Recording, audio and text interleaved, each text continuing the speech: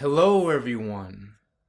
I am Fabian with ChristosAvatar.com, and today, Holy Ones, we'll be talking about Turnesium, the angelic human race. And the first thing you might ask is, angelic humans?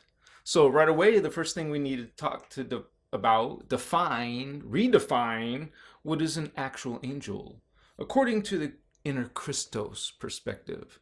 On our channel, we talk about universe being holographic, the hologram of matter that we live in which is called the 15-dimensional time matrix hologram. We also talk about over 99 different extraterrestrial races that are involved in our ancient human drama that exist throughout the different dimensional levels of our reality. Understand. Some of these hybrid races are beings with bird-like wings, which means they are, created and mixed with more than one genetic race strain. For example, what is it, a Pegasus? It's a hybrid with the combination of half horse and half bird. A hippogriff, also hybrid, is also the combination of a horse and bird, but specifically an eagle with more parts of the eagle. What is a harpy, or an angel with its wings?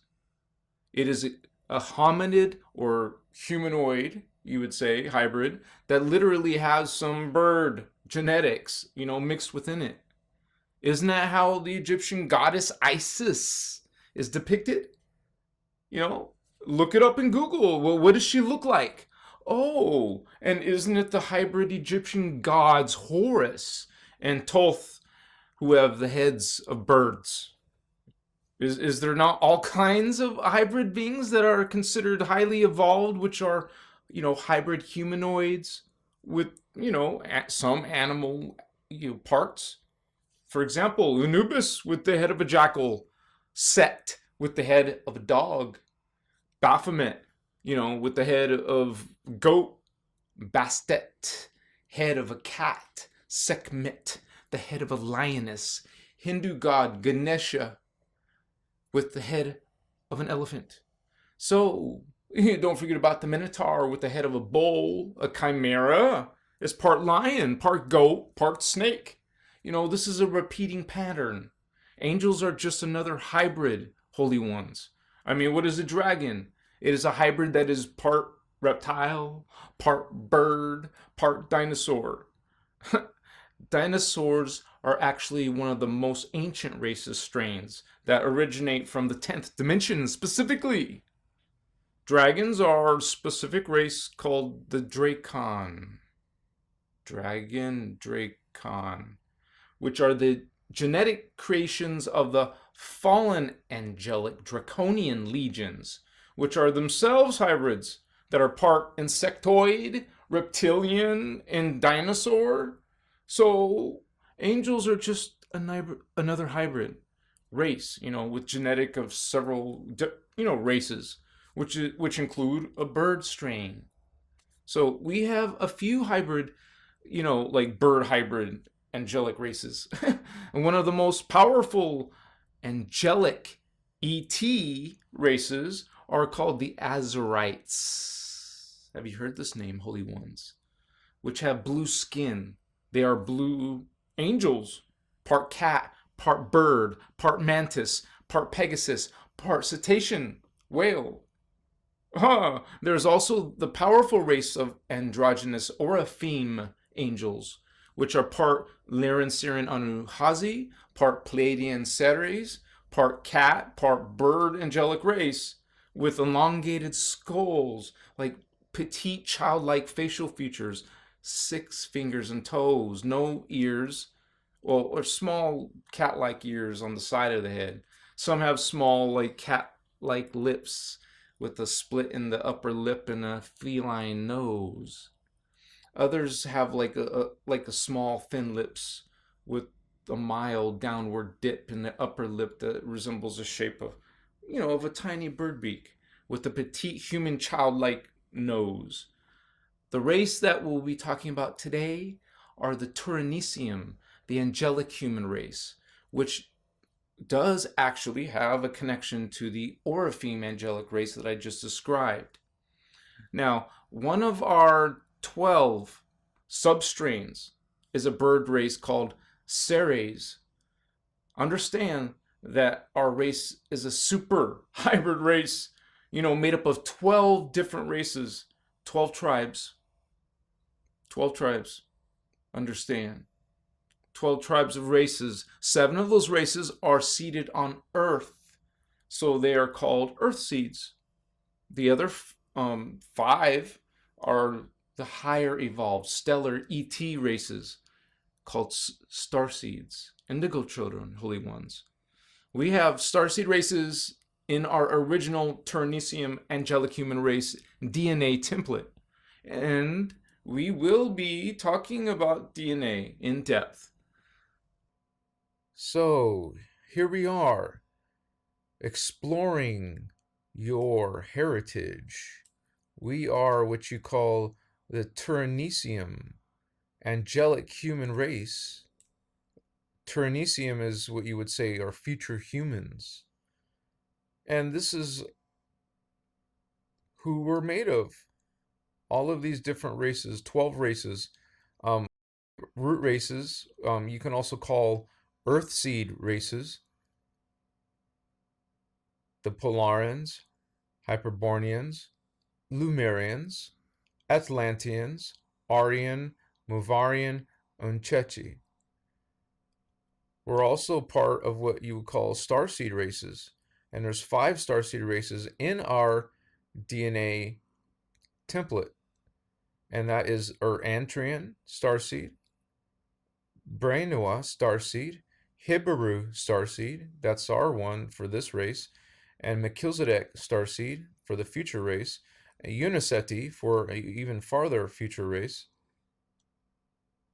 This is our heritage at a higher level. When we talk about the future humans, this is what we will become. The Turanicium with 12 strands and 12 tribes, 12 races of beings inside our DNA. That's what you call a hybrid. We are a hybrid race. And why we're called angelic race is for while we have different types of beings in our universe, in our reality, some of them are made with bird strains. Bird, like we have reptiles, we got dolphins, we have different types of beings, and some of them are made from birds. Like that would be part of their DNA. If you have part bird, you could, some of these beings really do have wings. Hominids, humanoids, that looking races that have wings. And there's a few types of races, but this video is mostly about our race, the Turanicium. And this is our origins. This is what is part of who we are. So just remember, there's 12 races. And this is our, you would say, a diagram of the true structures of our real reality, which is called a 15-dimensional time matrix hologram. This is a hologram reality, and it's made with 5 density universes, which we initiate DUs for. Now, here we go. We come from this system at the top, and you start, the last dimension is dimension 15. And when you leave dimension 15, you are outside of this reality matrix, this hologram. You're an ascended master. And notice also that there's 3 levels of that. Now we come into the time matrix, and this is the first density, density 5. Every 3 dimensions, as you see, is a different density. So the first 3 are density 5, and it's an antimatter universe. So after that, we go into density 4 made of dimensions 10, 11, and 12. Density 3, 7, 8, and 9. Density 2, which is where we originally come from, dimensions 4, 5, and 6. But we're actually, because of problems in our history, we're down here in the lowest level, the lowest density, the carbon matter universe of dimensions 1, 2, and 3. So this is not where we're from. The true secret of the human race is we expanded out to this level, to this consciousness, to this density. Carbon, etheric matter. No longer only carbon, now we have some silicate. We're part etheric. And we're basically giants compared to what we are here in this puny form in density 1. Density universe 1. See, the greater in consciousness, also the greater in biology and matter. By the time you get to the 3rd density universe level, you're an etheric being. So this is etheric matter.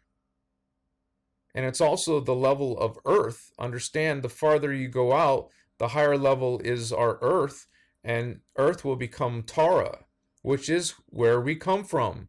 This is what this whole, you would say, mystery is about. Where do we come from? Well, what are we really? Do we really come from Earth? We actually come from Tara. And then we fell down to this level. And the reason why we fell is because of what happened in Atlantis, in this region of consciousness, and also realize these are times, periods of times, as you go farther up in the scale of these density bandwidths. The higher we go, the higher your awareness and comprehension and consciousness, intelligence, and psychic powers is you grow and develop into. So we're from Tara. There was an accident, a big one, called, Atlantis trying to kill the Lemurians with these by using the giant crystals in Tara to weaponize them so they could attack the peaceful Lemurians. And in so doing, they were using, like you would say, abusing the energies, the planetary energies of Tara, and along with the crystals, making it a weapon to attack the Lemurians. They were out for blood. They wanted to destroy the Lemurians and take their, take over, basically. And so the whole planet, they wanted to rule. They want dominion. This is what these type of beings do. So now, when they did that, it created an explosion. A series of explosions throughout the planetary grids. And so we're going to be talking about that in detail, but this is why there was a problem with our race, that when that's happened, this cataclysm created us to fall down into this world. And it also, because it destroyed parts of the planet, it destroyed some of the races. So now you would say, this portion, it happened in Tara. So this portion of our DNA got wiped out, and so did this. Because now, so we actually, since we already had this in our DNA, but this is where, when this got wiped out, we had to these strands were already, these strands were okay. There's no problem with this DNA. It's when the problem happened in Atlantis, you would say, the version of Atlantis, here in Tara, now created this portion of our consciousness, a portion of the planetary consciousness. So our race and our planet fell to here, a portion. So, and now we lost and had to now deal with this DNA missing, which is explained better in another diagram. So this is the Tyrannium 12 tribe template, the Diamond Sun template. This is what we originally are, you guys. Sorry. Now we have this is our original DNA template with 12 strands of DNA. And every single strand, by the way, represents another race. All these races are part of who we are. And this is our original divine template that we would like to go back to.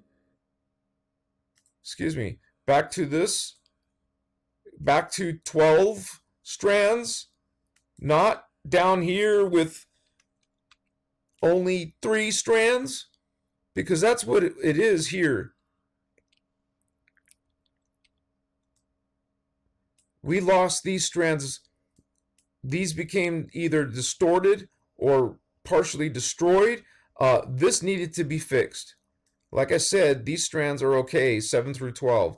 But these ones needed to be fixed.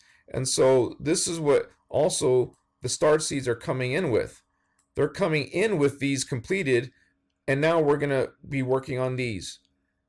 This is what the star seeds come in with. Instead of this glorious 12-strand original DNA template, now it's been crippled down to this. We lost this DNA 1 through 6.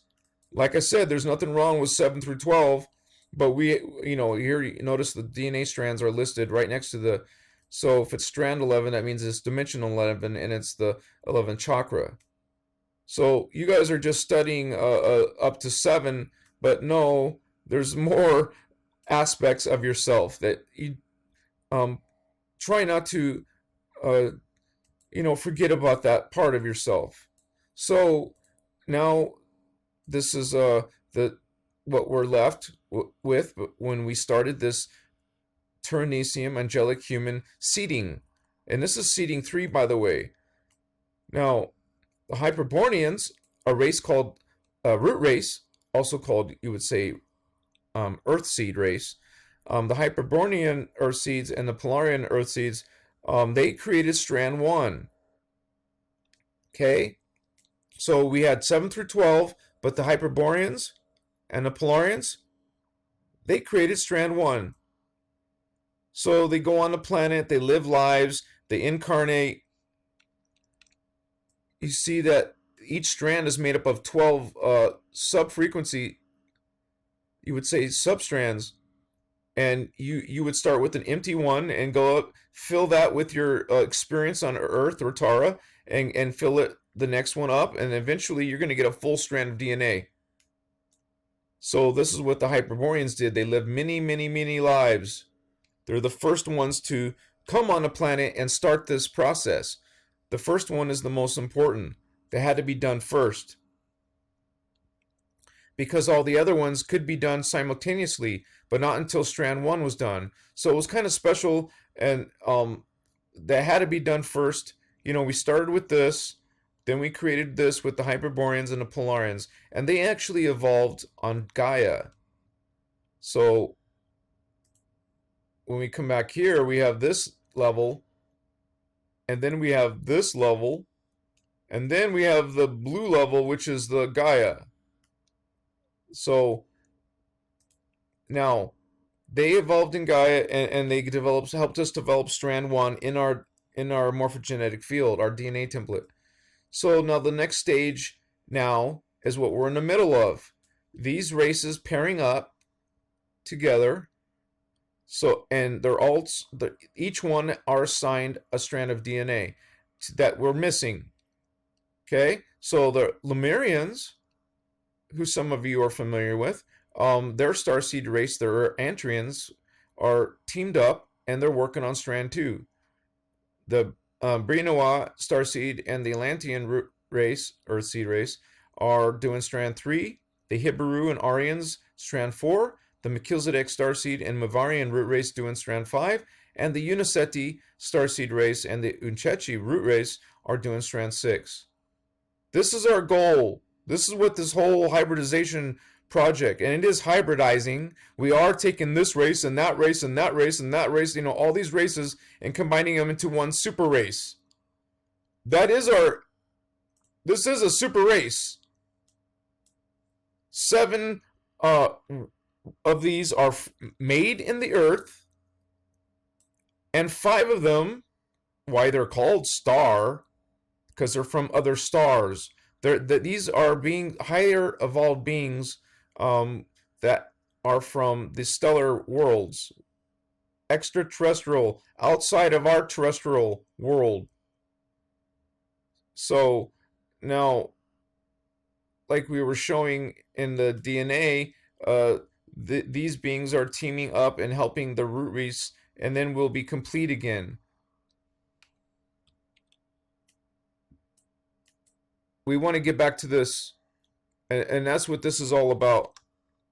So this is what we're trying to get, and now here's another screen. This one is showing us all of the stages of each race. Remember, there's 12 races, so there's 12 stages, and this first one is with the, like I said, the Polarians and the Hyperboreans teamed up on one strand. This one did one half of the strand, see right here, and the Hyperborean race did this half. So together they created the whole strand. And notice the time period, because of Gaia, they're on extremely higher, you would say, time scales. So that was the most important thing that had to be taken care of. So now we have the next strand, which is done by the Lemurians and their starseed race, the Ur-Antrians. And also notice that each of these teams are going to have their own color skin. This is food for thought. That's not what this video is really about, but we have all color skin races in us. In us. We have many races, and we're talking about racism? Look, we're all hybrids. All of you are part of this master hybrid original DNA template. So I digress. So these beings are working on strand 2. The Lemurians we're familiar with. Notice the years are a lot different because this is Gaia and this is Earth. Sorry. So now the strand 3s are the Atlanteans, Redskin, and their host starseed race, the Brenawa starseed, and they worked on strand 3. And you see it progressing. It's progressing. Here we are. This is our period of time. The working on the heart chakra, right? We're working on the 4th chakra, and that develops your strand 4. Now notice this one's not done. That's because most of the human race are only have these ones activated. That's because they haven't done the spiritual work. You're not getting the job done, so you're not going to ascend, holy ones. This is just an important realization for you. By the time we get through this video, you'll understand that not only do we need to finish this, but we also need an entire 5th strand done, and we'll get to that. So, and here's the next strand, the 5th strand, the Melchizedeks. Now they're yellow skin, and these ones are teamed up with the Mavarian Earth seeds. Now realize something. This isn't our future. They haven't arrived yet. Their starseed race always comes before, and they develop things to prepare the way for the Earthseed race. On this codes of this DNA strand. So now, anyways, this one is doing strand 5. After we do the heart chakra, they're working on the throat chakra, and this is the final stage. This is where they finish we have these missing. Now they finish the last one, the Unchechi, the 3rd eye chakra. So after they do this, we'll be complete.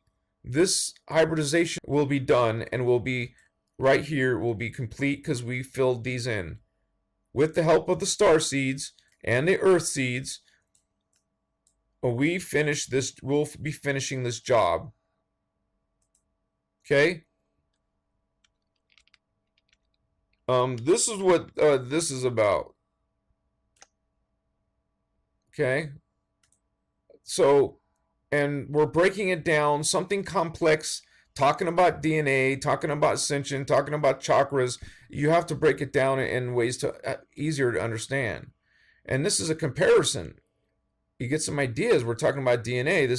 It gets you thinking. You need to start to it's really important to realize these things. And at the highest level, like we've shown you here, at the highest level, way up here, density 5, that's what these beings have, the 48 strands of DNA. Look at this. Compared to this, look how many we have, only this amount, and these beings have this 48 strands. And so one day we will evolve to this consciousness, but for now we're somewhere farther down this chart. So the next level are the Emerald Sun. This is Emerald Sun with 48 strands, and this is an Emerald Sun with 36 strands. So notice a little bit less than this, but still a mighty powerful being. These are avatars. These are Rishi beings. So this is a different, not only a different consciousness inside your DNA, but it's also a different matter and a different biology. These beings are what you call liquid light, hydroplasmic beings. So now look, the DNA gets smaller and smaller. Now it's 24 strands. Oh, it's a lot greater than us. This is oversouls beings. And dimensions 7, 8, and 9, etheric matter. We don't have no carbon base at this level, much less these levels. So now we're getting back to our original level, 12-strand DNA. This is our heritage. This is who we are. And you're learning about who you are. So when someone tells you you're a nobody, you're a loser, you're this, you're that, you're a sinner, you're whatever, is some negative label attached to you like a black magic spell, when next time someone does that, remember this, mighty one. So, and that's Tara, what we're trying to get back to, this mighty DNA.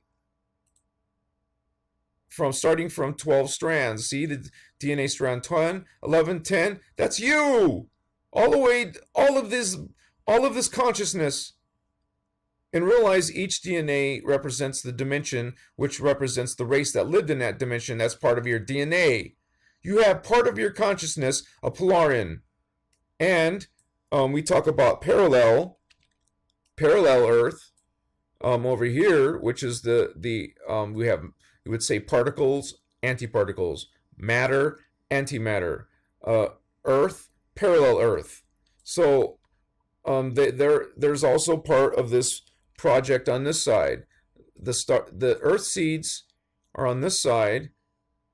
Notice the star seeds are on this side. And also remember, the Hyperboreans and the Polarians split apart, and the Hyperboreans came on this side, the anti-parallel, and the Polarians are on doing the other half on this side. And of course the DNA will come together for us here on Earth's experiment. So you see the scaling of your consciousness and your biology. Now you see you come down, stepping down or falling down. And now here we are in this project trying to, rebuild it. Starting with the Lemurians. Yay, Lemurians. They got 2 strands of DNA. They're working it. Now we got the Atlanteans. They got to 3rd strand of DNA. Now it's us. We're not getting our job done. Hello, Earthlings. star seeds, indigo children, wake up. You're not doing your job. You're not going to ascend. So this gives you an idea of the, it's breaking down this complex information. Now, understand from this chart, we'll discuss a lot of it in detail, but when you're going through a density, now this is, well, first of all, this is density 1 and density 2 blown up, like on bigger scale. Okay, this one, density 1 and density 2 on a bigger scale.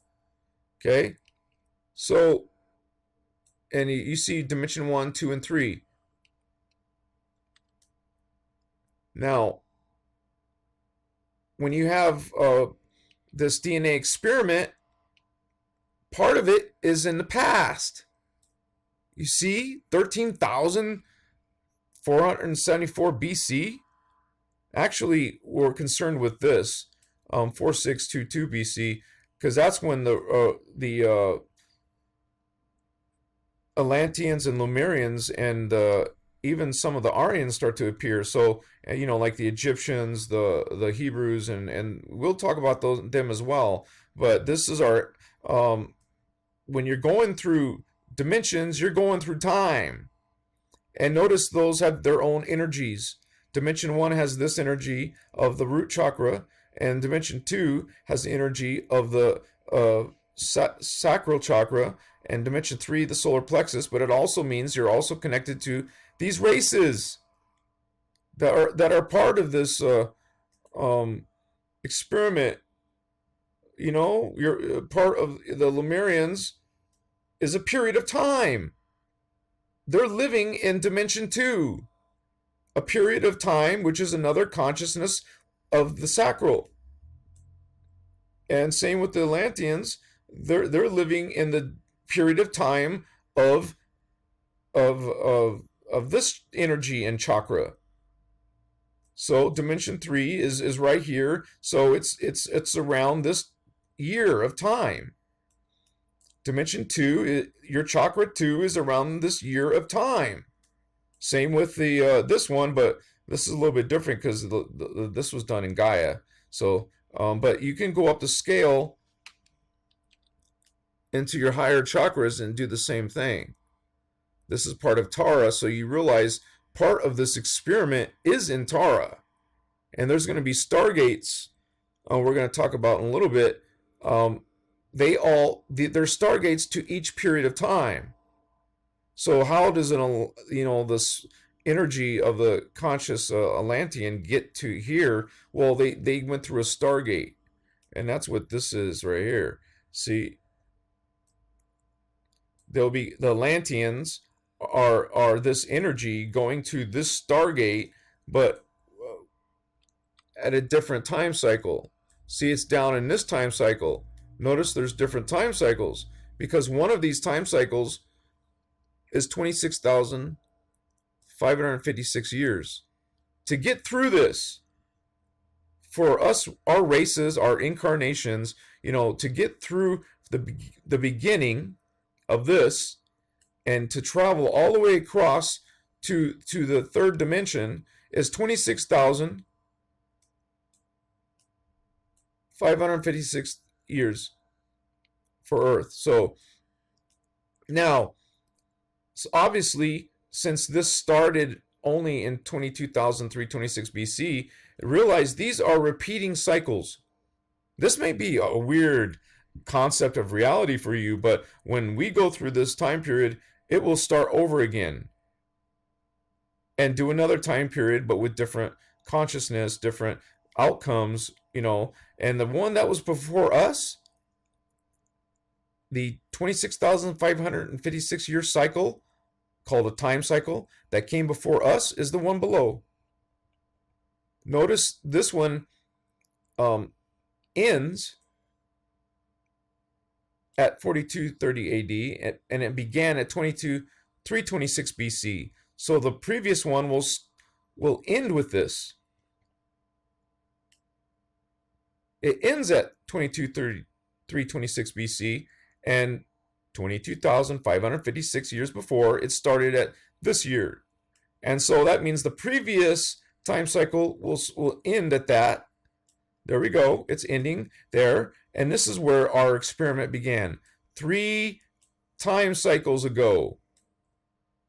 3 time cycles ago. Once again, we're breaking down advanced Templar mechanics, ascension mechanics, DNA origins of who we are. So 3 time cycles ago, planetary time cycles ago, we started this. Way back here, 75,000 years ago, starting with the Lemurians and their starseed race next to them by a few thousand years apart, or the Antrians. And next would be and they're getting here through the stargates, or the portals are taking them right to this period of time, 71,000 or 75,000 years ago. You're outside of time and space. We are doing, and the incredible thing is, this is happening at the same time. The Lemurians right here in this period are happening as the same. Let me move this over. As the same time as the Atlanteans and the Hebrew and Aryans, same time as the Melchizedeks, way up in their future, but it's not in the future. Look, it's dimension 2 of this time cycle. Oh, these are doing dimension 2 in this time cycle. So it may get confusing, but not really, because we're explaining it. So by the time we get to our current present time cycle, we're waiting on the Mavarians to come in and around here, and the Unchechi and the Uniseti are going to come later in our future. Look at this time in the future.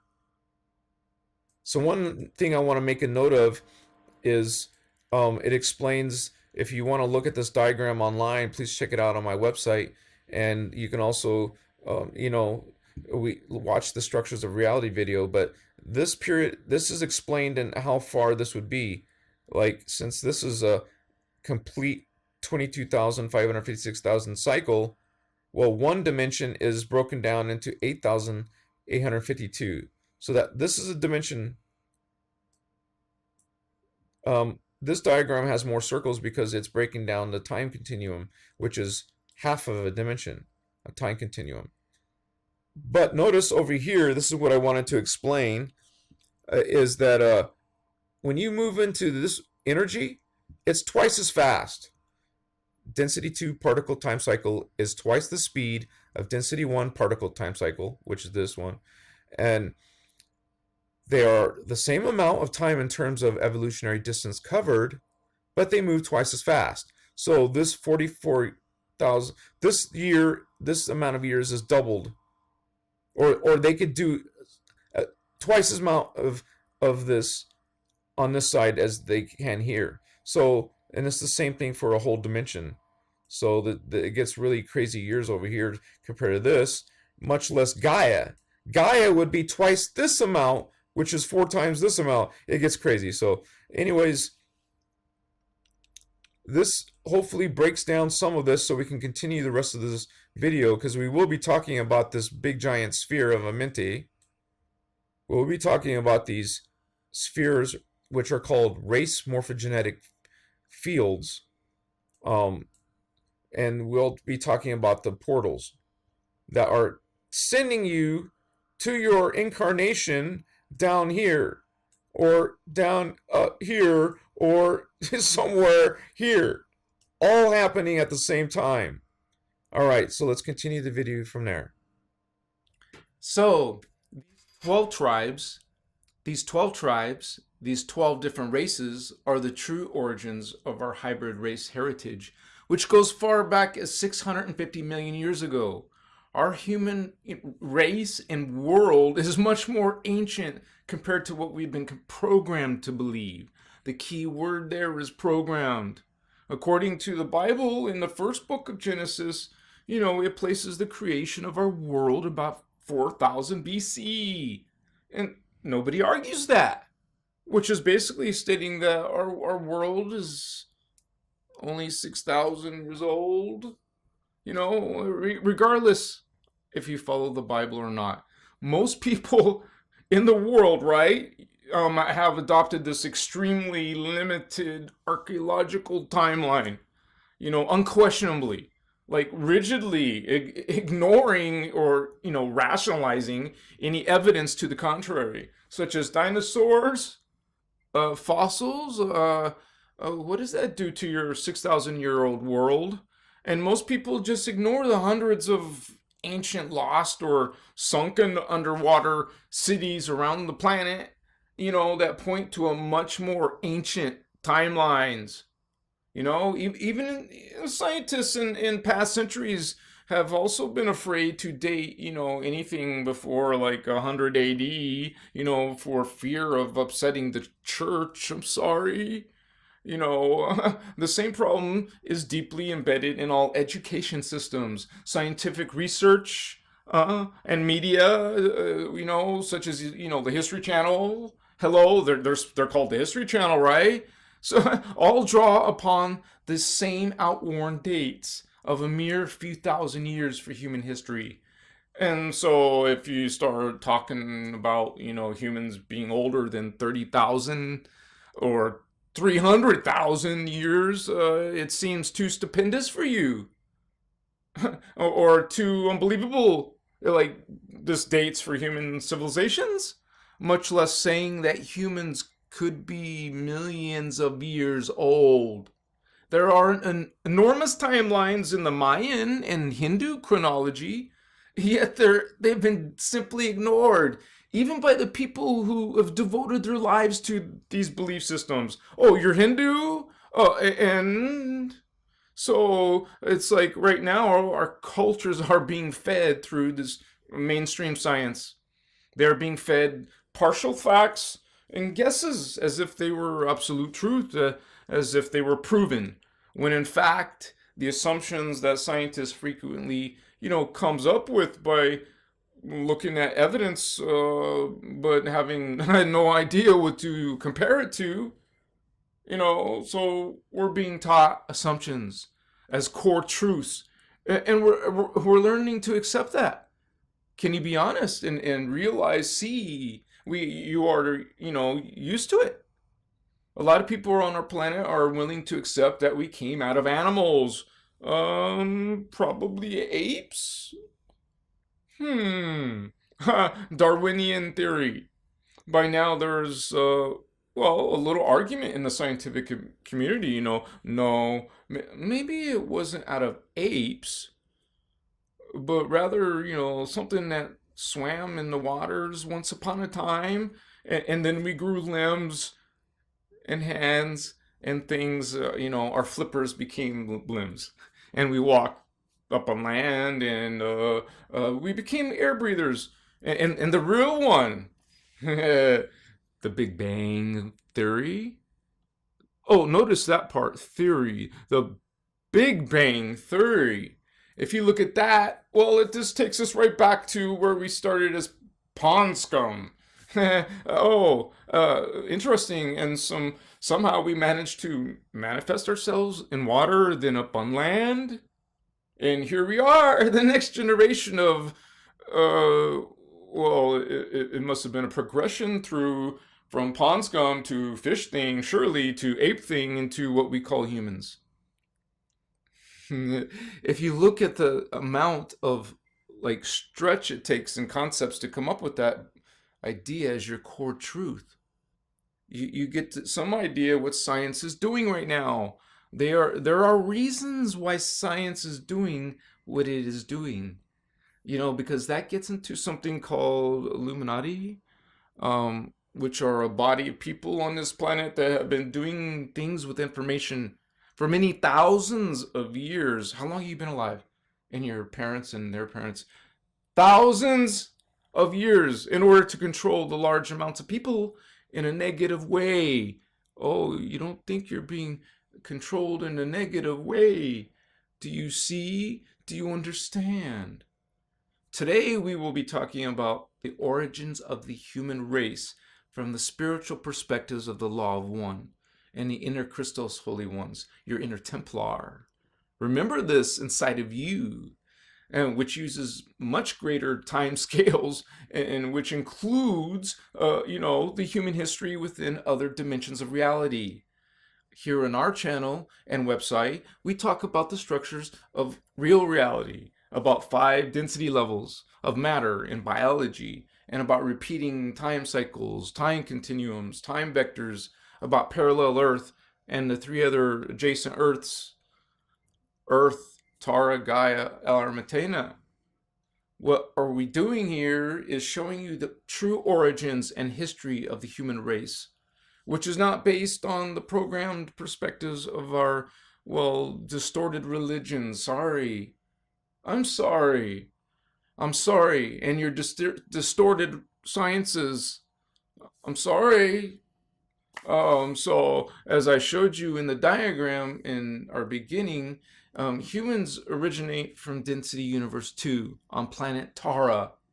This is our history, the future ascended version of Earth. So this is the beginning, Holy Ones, of our species lineage, beginning with the inspection.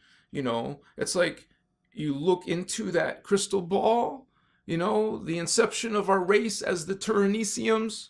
This is where our Earth drama began, and the place to which we will eventually be led through the course of our evolutionary progression to explore our entire history from 560 million years ago to the present. Would require probably many videos and books to explain this incredible history for you, our glorious history. This is ancient. We are ancient. So we will be understanding our true history, the evolution of that history, and our consciousness, our spirit. It's a beautiful, important, profound story.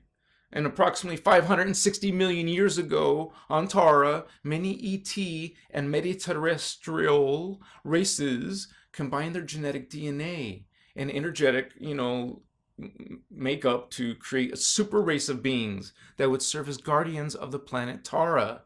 I will be talking about the different races involved with the Turanesium angelic human race experiment. The Syrian Council. Now, they are the highest level of beings that are involved in overseeing the entire project. Okay, so they're the big guns. They're the high level stellar beings of this matrix that we live in. And the Syrian Council is a specialized collective of Rishi from dimensions 13, 14, and 15. Now, these beings are super ancient. They were appointed as administration of all security in our time matrix by the Ascended Masters, and originally because of the Lyran Elohim Wars that happened 250 billion years ago. So they are also, were supervisors, of our original angelic human race experiment, along with several other groups that were appointed as directors and overseers of this project. And highly evolved stellar races from Density 4 and Density 5 universes were the founders of this project. Working through like the seed race called the Lyran Syrian Anuhazi. And when I talked about Anuhazi in my other videos, and you can see on my website if you want to look up the race's name for Anuhazi. And the Lyrans created a race of beings also in Density 3, where they, their same universe, called the Elohim. Now, who would become the overseers for the Syrian races in Density Universe 2. So the Syrian Council, highest level security and administration of the project, and we have the Elohim, the high level advisory overseers or management of the project. So I always have to hydrate myself.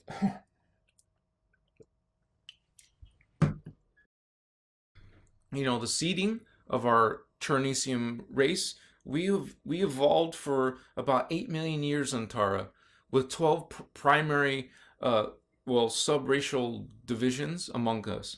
We had all kinds of different color skins. We're made of all kinds of races, holy beings. And each of these 12 Ternesium subraces carried like a genetic slant derived from the 12 primary contributors to the Ternesium experiment, the original one, the original race, the original strand, the original DNA.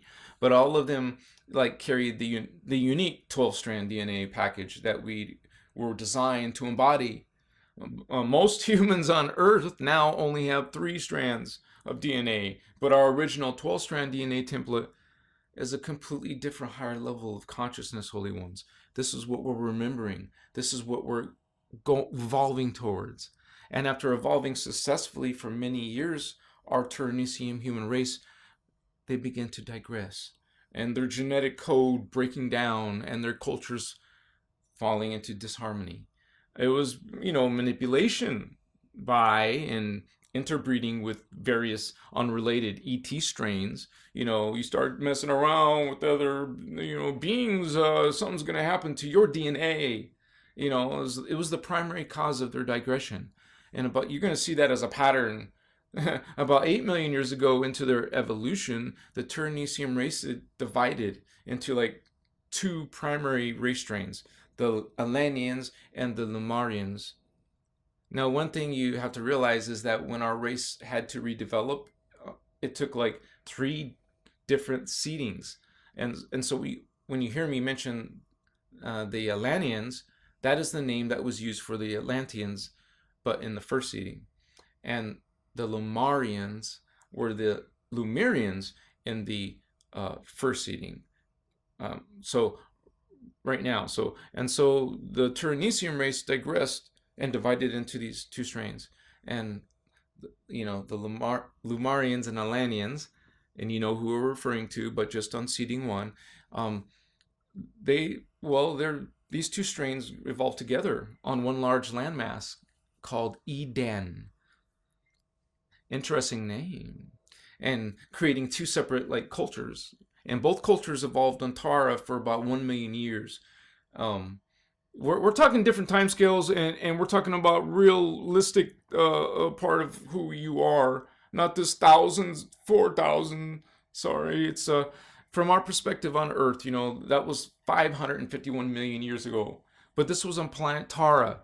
But both of these races carried the original 12-strand DNA, like genetic code, of their Ternesium lineage, and both carried the mutations and digressions of that code from the, that interstellar breeding 550,750,000 years ago, between this period. So the cultural disturbances, they just escalated along with the continued digression of the Alanian and Lumarian strains, and hostility arose. Like usual, we always got this drama, this conflict, and so as the Alanians sought dominion over the more passive Lumarian culture.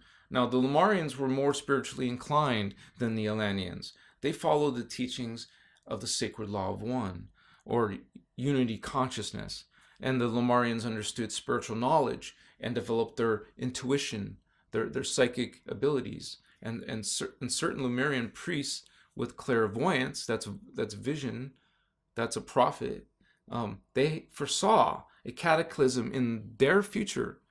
Well, actually everyone's future, because a pending planetary grid explosion brought on by the increasingly dangerous Alanian experimentation with power generation through Tara's planetary core.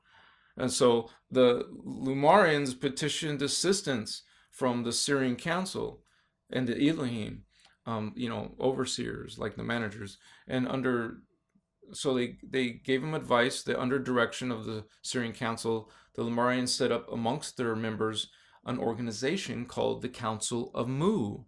So every time you guys hear this name Mu from Lemuria, it's like, why is this word Mu thrown around? So now you understand, it starts with the Council of Mu. And through the Council of Mu, the Lumarians moved large numbers of their race across the oceans to like a small continent on Tara, the planet Tara, that was primarily uninhabited, this little continent, and by no organized culture. So they named this continent Mu. And for 50,000 years, the Lumarians of Mu, they worked with the Syrian Council to redirect that, that genetic digression of their race. They wanted to purify those distortions in their DNA, because genetic mutation will affect your ascension process, Holy Ones. And this is a big message that's in this video today. Okay, this is about your DNA and your ascension. And during this period, the Elohim, and remember, they were the overseers from Density Universe 3, the highly evolved Elohim interbred with the Lumarians. And the Lumarians, already had an avian subrace strain, bird in their gene codes called Ceres, and that's spelled Cerraszz. So when they interbred with the Elohim, this created a unique new hybrid race called the Ceres, Ceres, to indicate, the different ones. And so the Ceres Lumarians, which is a hominid bird race hybrid, and thus purified the genetic strain of the Lumarians of Tara. So the Ceres Lumarians are basically an advanced Lumarian, kind of like a Lumarian 2.0, and who were able to, fix their distorted DNA. Remember, the Ceres Lumarians represent half of the Ternesium race. So half of the original human race DNA is now purified. So the Ceres Lumarians created themselves the priesthood of Mu, an egalitarian spiritual collective with a actual strong matriarchal slant, women only, baby, so who practices centered around the teachings of the sacred law of one, or unity consciousness.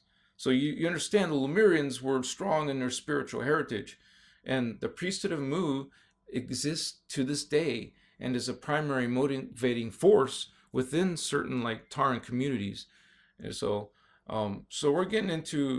we're still around the 550 million mark, but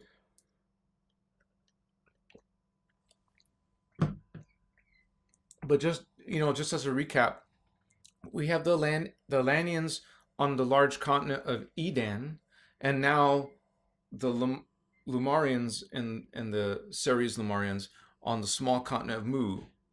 Okay, with tensions rising between the two continents, and throughout the positive evolution of Mu, it was a very beautiful culture, and and they're evolving themselves, but the digression continued with the Elanian race, and so there was an anti-Lumarian sentiment that ran high with this power-hungry, Elanian elite.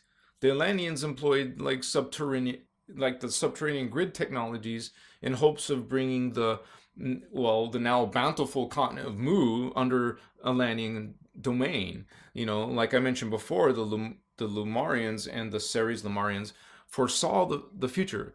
They saw a cataclysm that would happen in Tara that would result from these Elanian technologies, and they foresaw this 900 years ago, prior to the events even happening.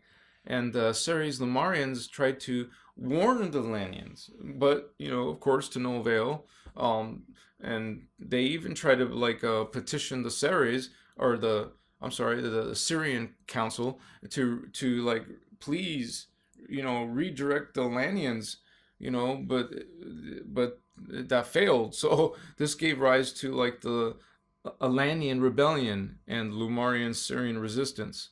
So now the Elanians were controlled by an elite group called the Templar Solar Initiates. So you could say, the Illuminati of their time period, who had been entrusted once with the rulership and guardianship over the Elanian continent, by the Syrian Council. But there was another race who lived in Tara, you might be familiar with, that the originally Assyrian root race from planet Sirius A, because there's Sirius A and Sirius B, but these were Sirius A that became part of this drama called the Anunnaki. Now they were the ones getting involved in causing a social division amongst the Lanians, and so they are the true source of the problems, and really the the Atlanteans per se, not really the Atlanteans, I mean, but the Anunnaki, they were starting to rebel against the Syrian Council, and the Templar solar initiates, well, they became like sympathetic with the Anunnaki in their like rebellion against the Syrian Council, and so they too started to refuse to follow like the dictates of the Syrian Council and the Avir Zuri Elohim. So this because of this rebellion, being like instigated basically, by the Anunnaki, so, another Syrian race was brought to Tara as backup, called the Maharaji, but they're from Sirius B. So they're kind of like the sister race, brother sister race, also called, these ones are also called the Syrian Blues. They're blue humans. So we have Sirius A and Sirius B, two like opposing Syrian cultures. And this power struggle between the Syrian Anunnaki and the Syrian Maharaji is known as the Syrian Rebellion. And though this, power struggle, like, it almost like destroyed Tara, because they're dealing with high technology in the higher densities. So, and not all of the Atlantean people agreed, though, with the politics that was developing on Eden, just like not all of us agree with the politics in our world.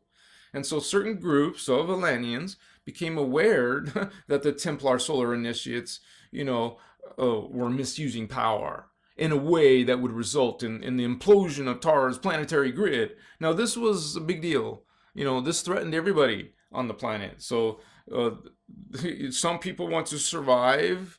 So, this group of Atlanteans, friendly Atlanteans, approached the Lemurians and the Ceres Lemurians of Mu, asking for assistance. And so, many of them defected to the territories of Mu. So, now we have like some Atlanteans on Mu. The Ceres Lemurians, they interbred with these Atlanteans. So realigning their digressing genetic code. And remember, the Atlanteans represent the second half of the Tyrannium. And so after this, the Atlanteans, they further interbred with the Lemurians.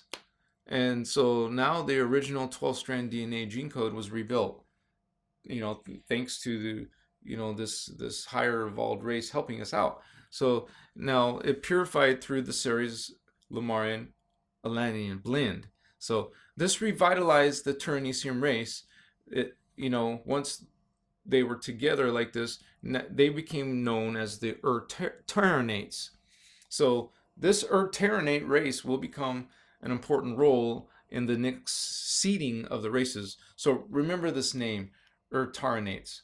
So the Terranates created like the temple of and priesthood of and upon the continent, it was on the Mu. So the priesthood of shared most practices of the priesthood of Mu, but they developed an interest in more like a scientific applications of spiritual law, like portal mechanics, stargates, that was like their specialty.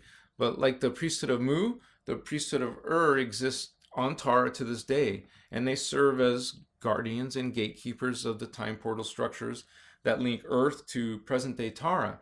Now, during the Syrian rebellion on Tara, the priesthood of stood against the Templar, those bad ones, the Templar solar initiates of Alania, but they eventually had to retreat underground, with the people of Mu, because they were unable to stop the powerful Templars.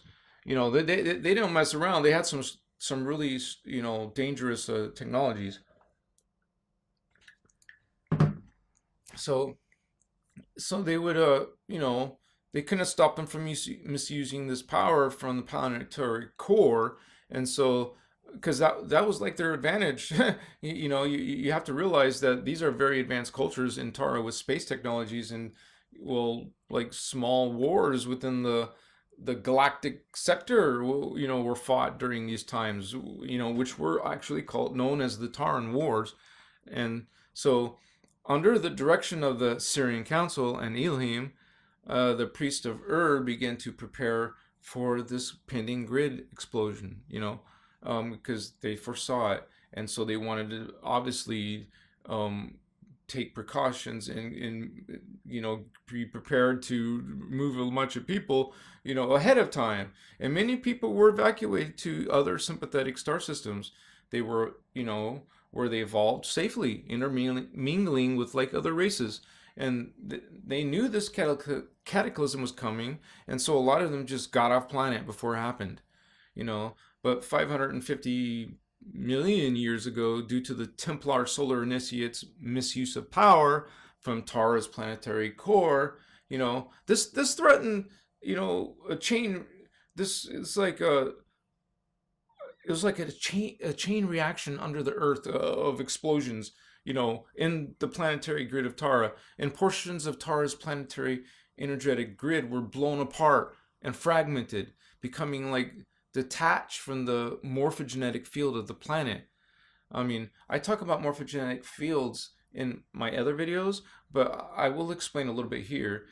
Since we're living in like a hologram reality, nothing is actually physical. It's like it's only perceived to be physical. Nothing is truly solid.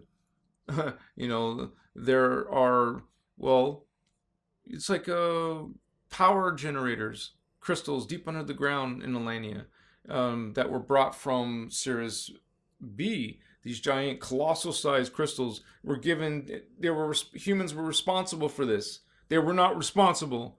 They weaponized it.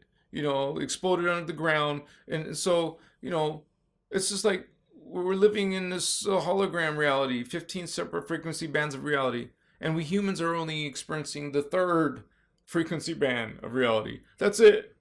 And all these other dimensions of reality are normally outside our perception, unless you're psychic, and some of you watching this video are, obviously. And humans perceive as solid, the objects that exist like one full dimension below where your consciousness is stationed. Our human consciousness is stationed in dimension 4. So we perceive dimension 3 as solid, physical. Now, different like three-dimensional objects will have different hardnesses, or it's not a word, but solidity, because of the objects are vibrating at different frequency speeds. And also, all perceived objects have a morphogenetic field, which is basically, you could say, a manifestation template, which your body matter is formed from. Your body is formed from the morphogenetic field. It is like the beginning blueprint, or the beginning stage of your body matter particles, which are made up of smaller units. Maybe the scientists don't realize this yet. They're smaller units than quark, kelons, crystallizations of frozen light, which are sacred geometries, primal substance, which together form like this crystalline template, like of light spectra, also including sound frequencies and electromagnetism, which together create this morphogenetic substance. And this is the structure upon which physical objects, and our bodies manifest. So there's a template for everything, a morphogenetic field, So for anything to appear physical in the hologram, implies that it has a morphogenetic field underneath the hood, so to speak. So in order for the hologram to project an object, it needs instructions or mathematical programs for the objects from the object's morphogenetic field, such as light, color, sound. These are all frequencies, shapes, symbol forms, your thoughts and life experiences, and even DNA are recorded and added to your morphogenetic field. Your current living morphogenetic field is the result of your past lives. What were you thinking before in the past other lives, and current, and your current thoughts. So everything manifests every manifest thing in existence is being holographically projected from its morphogenetic field, including a planet like Tara. And people think your consciousness or mind is in the brain. No, it is in your morphogenetic field. That's where your consciousness or mind or spirit is stationed, and also the location of where your individuated identity will manifest. And the appearance, well, I could describe it of a morphogenic field is like a white crystalline form, like crystallizations of light and color and sound frequency and electromagnetism. And your morphogenetic field is that like a pure white crystal body. New Agers call it a light body, but they have no idea or understanding of the standing scalar wave patterns and fixed points of tonal frequency. So that everyone, every person's morphogenic field is actually located within the race, the larger race morphogenic field, the human race morphogenic field, which is located in the planet's morphogenetic field. Remember those spheres within spheres within spheres? The planets within the sun's morphogenic field, which is in the galaxy's morphogenic field, and so on. So if you die, well, you don't go to some heaven. You temporarily go to your race morphogenic field, your personal morphogenic field that is inside the planet's morphogenic field. So at least until your next incarnation. So I'm sure some of you understand what is reincarnation. So anyways, since there was parts of Tara's planetary morphogenic field that blew apart from itself, fragmented, so also many of the Atlantean race morphogenic fields were also blown apart and fragmented. So these Atlantean fragments of identity, these people, they became disembodied astral consciousness without a body form or like a organizational identity imprint. They became lost souls without a body. Well, now they need to be rescued or reclaimed somehow, since the human race, our race, was involved with this Atlantean drama. This is all our karma.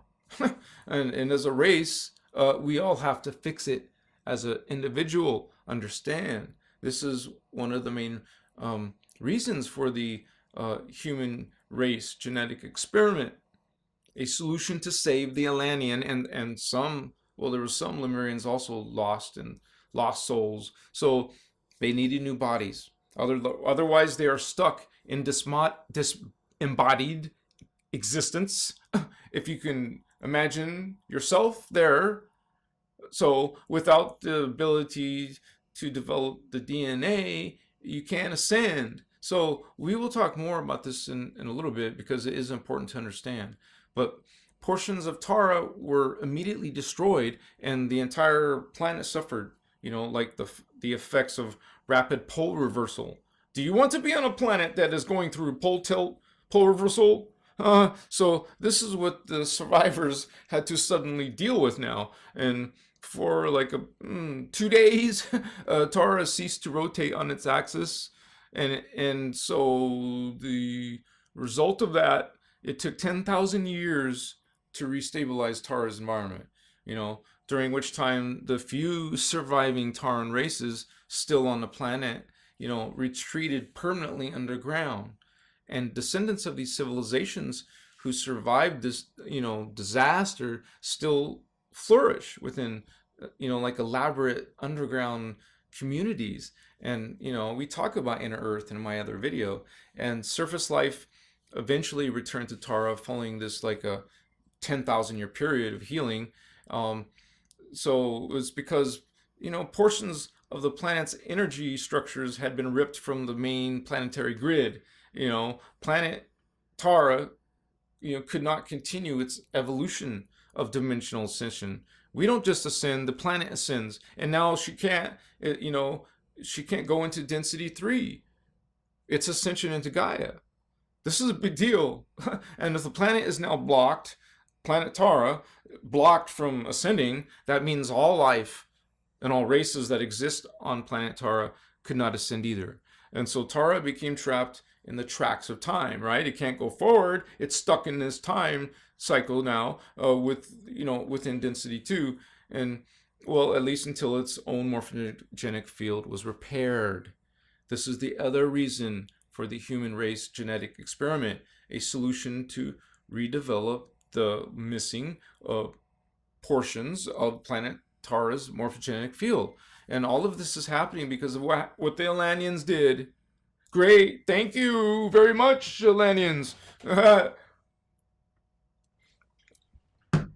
So, but this is we all have a part of this. So these dismembered fragments of the Taran planetary morphogenic field were no longer connected to an energy source, which is normally supplied by the planet's core, but now they're fragmented from the core. So these fragments rapidly fell in vibration until they could no longer resist the natural magnetic pull of the descending energy currents. And so the planet fragments were pulled into a sun, within Tara's universe. And, even our scientists know about black holes or these type of physics, So after it vaporized, the morphogenic fields of those fragments were naturally pulled into a black hole, at the center of this sun, and reemerged into a galaxy within the lower dimensional fields of density universe 1. Are you going to go through a black hole? Do you want to digress? Not digress, de-evolve. By the way, all suns have sets of black and white holes at their core, and they operate as portals through which energy can pass through dimensional fields. So these parts of Tara from density 2, they fell in vibration down into density 1. This is physics, and entering this system as like a gaseous substance, and this morphogenic field from Tara broke down into 12 pieces, and so this set up like a mini solar system around a star within an already existing solar system. And one of these 12 pieces of Tara's fragmented morphogenic field, now in density 1, fused with the sun. One of the pieces fused with the sun, our sun, Earth's sun. And while the 11 other pieces began to build up matter density and remanifest their forms through their portion of the morphogenic field. So these planets did not birth into existence in the usual, billions of year accretion, for they carried within them the organizational imprint of part of Tara's planetary grid morphogenic field. So a planet from density, it's from another vibration, another density too. So these planets did not birth into density 1. They fell into it, literally. So their original morphogenic field fell in vibration, reorganized through the morphogenic field of a star, our sun, and remanifested within the slower vibrating dimensional scale. And these 12 new planets, counting the sun, entering density 1 55 million years ago. They are the planets of our local star system, and then some. Mercury, Venus, Earth, Mars, Maldak, which imploded a long time ago to become the asteroid belt. There's an asteroid belt. You want proof there is a planet there. So we have Pluto, Neptune, and Nibiru. Don't forget about Nibiru. It hasn't been discovered yet. Sorry. It hasn't been discovered? Oh. And our sun, the part of Tara's planetary morphogenic field that fused with this already existing non-Taran sun. So this portion of the planet is now part of the sun. That is why it is counted as one of the planets in our solar system. Like in magic systems and the occult, they will call the sun part of this system. So now you can understand where it's originating from. And so all of these planetary fragments of Tara became part of the morphogenic structure of Density Universe 1. So, the event of Tara's cataclysm became known as the fall of man.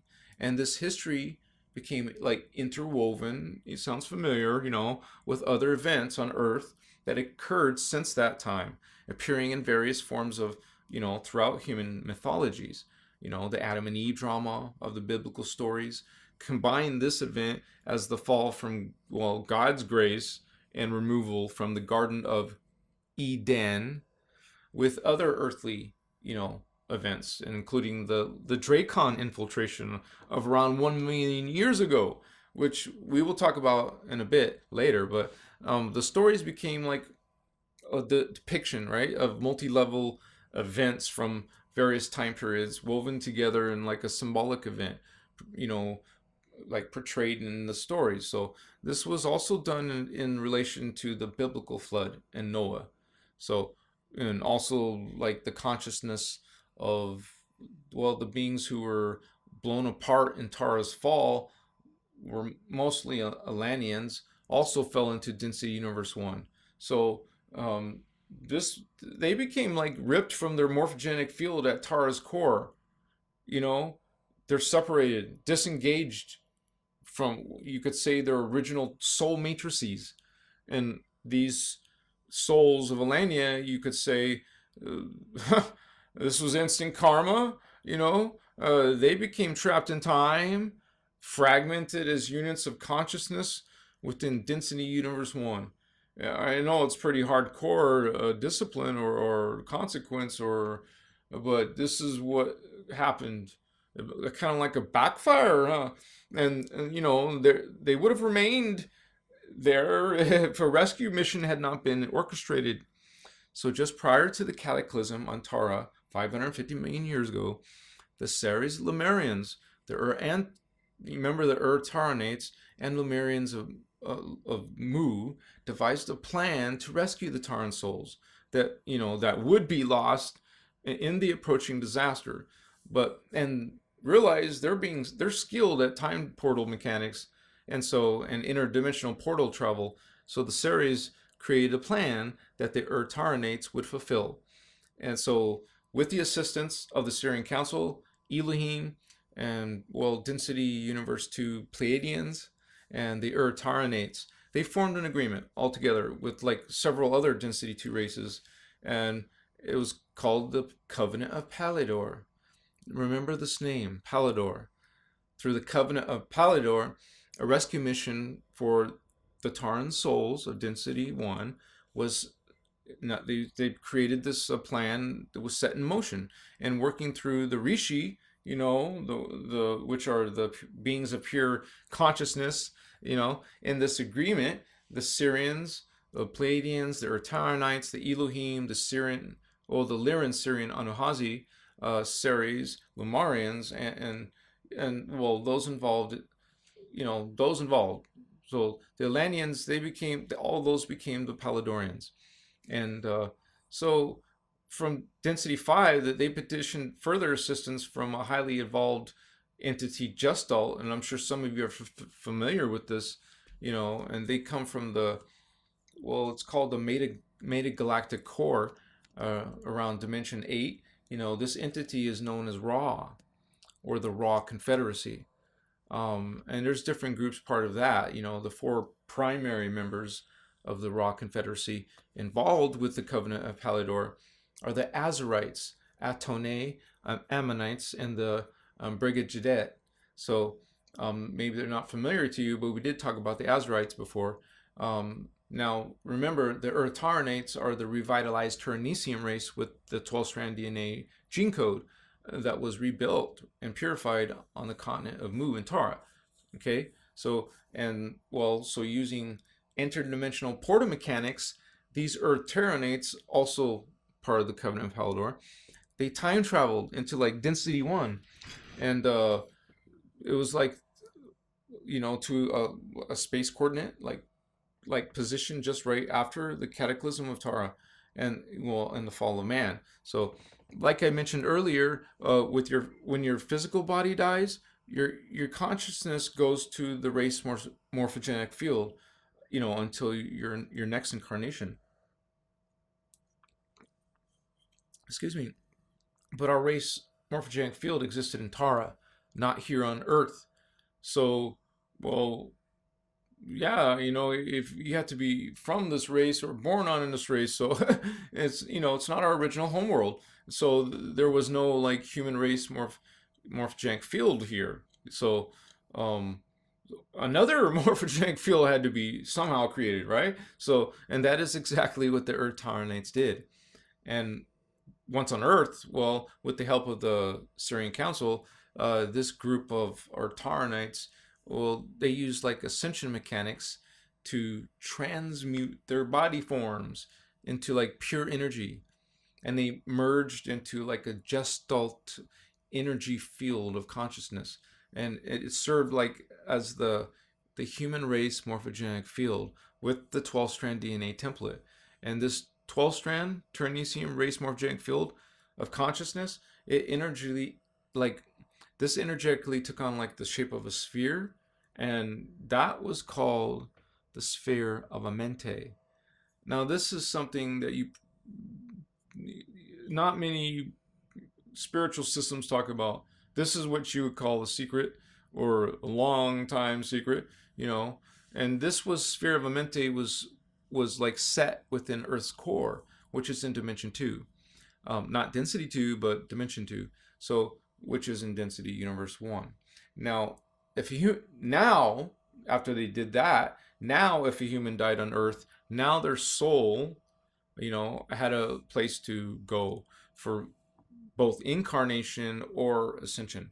So without a race morphogenic field, a human would die and become disembodied consciousness.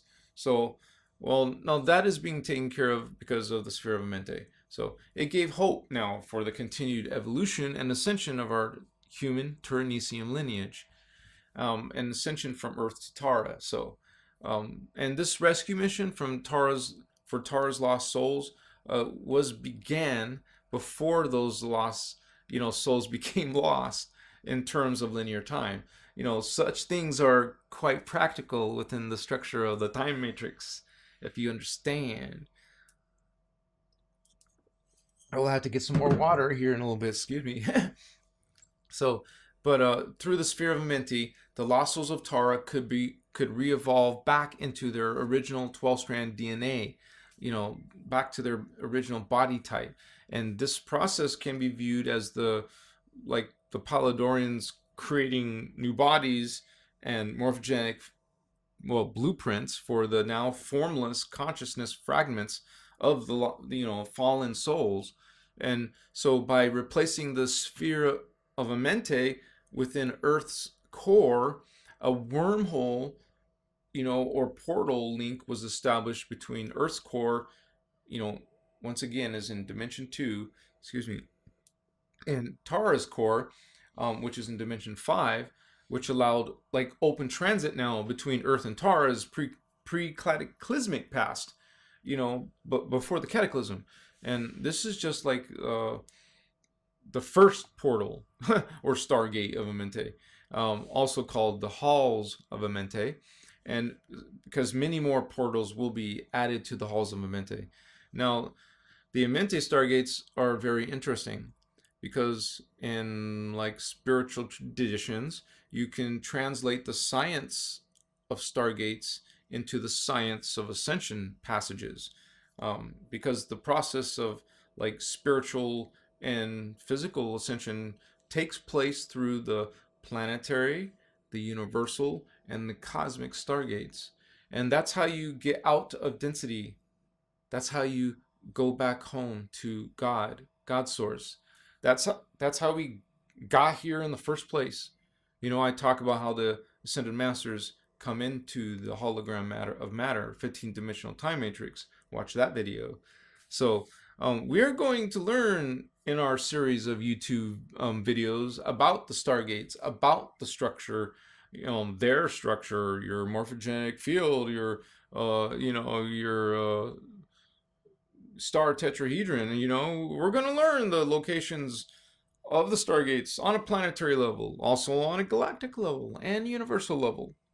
Okay, so the sphere of Amenti, now placed in Earth's core, allowed for the Ertarinates to enter intercarnational cycles on Earth, pick up the fragments of consciousness from Tara's disembodied lost souls by spending time living on Earth in different incarnations, which would pull in the energetic particles of these lost souls, from the dimensional fields in the DNA of each life lived. Every time you live a life, that experience, that knowledge, that is going into your morphogenic field. So you merging the consciousness of the soul fragments with the embodied Ertarine consciousness, thereby allowing this composite identity, to evolve through like a sentient life form and back into its original soul matrix on Tara, the Turnesium 12-strand prototype. And this evolutionary plan was not immediately set in motion, though the sphere of Amenti was set within Earth's morphogenic field nearly 550 million years ago. The Earth grid had to first evolve and pick up grid speed, before the sphere of Amenti could begin birthing its new races. They're ready and roaring to go, but we had to wait for this evolution first, So between the 250 and 550 million years ago, various other species seeded by density 1 ET visitors, just visitors going by, they evolved on Earth, some of whom became members of our plant, animal, and insect kingdoms. Eventually around 250 million years ago, the races of the sphere of Amenti finally began to appear on Earth. So from the sphere of Amenti, 5 smaller spheres, you would say, were created within the sphere. So became the morphogenic patterns for 5 races known as starseed races, also called cloister races. I prefer starseed. It makes more sense in our time. And so the starseed races had 7 strands of DNA activated at birth and would be assigned to developing an 8th strand, or of the original Turnesium 12-strand DNA package. Each starseed race held the morphogenic imprint for DNA strands 7 through 12, 7, 8, 9, 10, 11, 12, plus the imprint for DNA strand 1, so that's 7 DNA strands, plus each of the 5 starseed groups also carry the imprint for 1 more DNA strand that were each separately responsible for developing individually, either the 2nd, 3rd, 4th, 5th, or 6th strand. So these starseeds served as guardians for the evolution of the additional DNA strand to which they were assigned. So each starseed race had 8 strands of DNA altogether. So this 5 starseed races do not possess gender. They also, or you would say androgynous. They are ET visitors from higher density. So they were not even carbon-based life forms like the Earthseeds. So the carbon bodies formed, though, throughout the course of their evolution on Earth, between 250 million and 25 million years ago. So now the 5 started, there's 5 of them. And I know I showed it a little bit in the presentation on screen, but the Antrian starseed, which were the brown skin and were assigned to strand number 1, that's their 8th strand. No, strand number 2, actually. Let me correct myself. Strand number 2. Then the Brenoa starseed, which were red-skinned and were assigned to strand number 3. That's their 8th strand.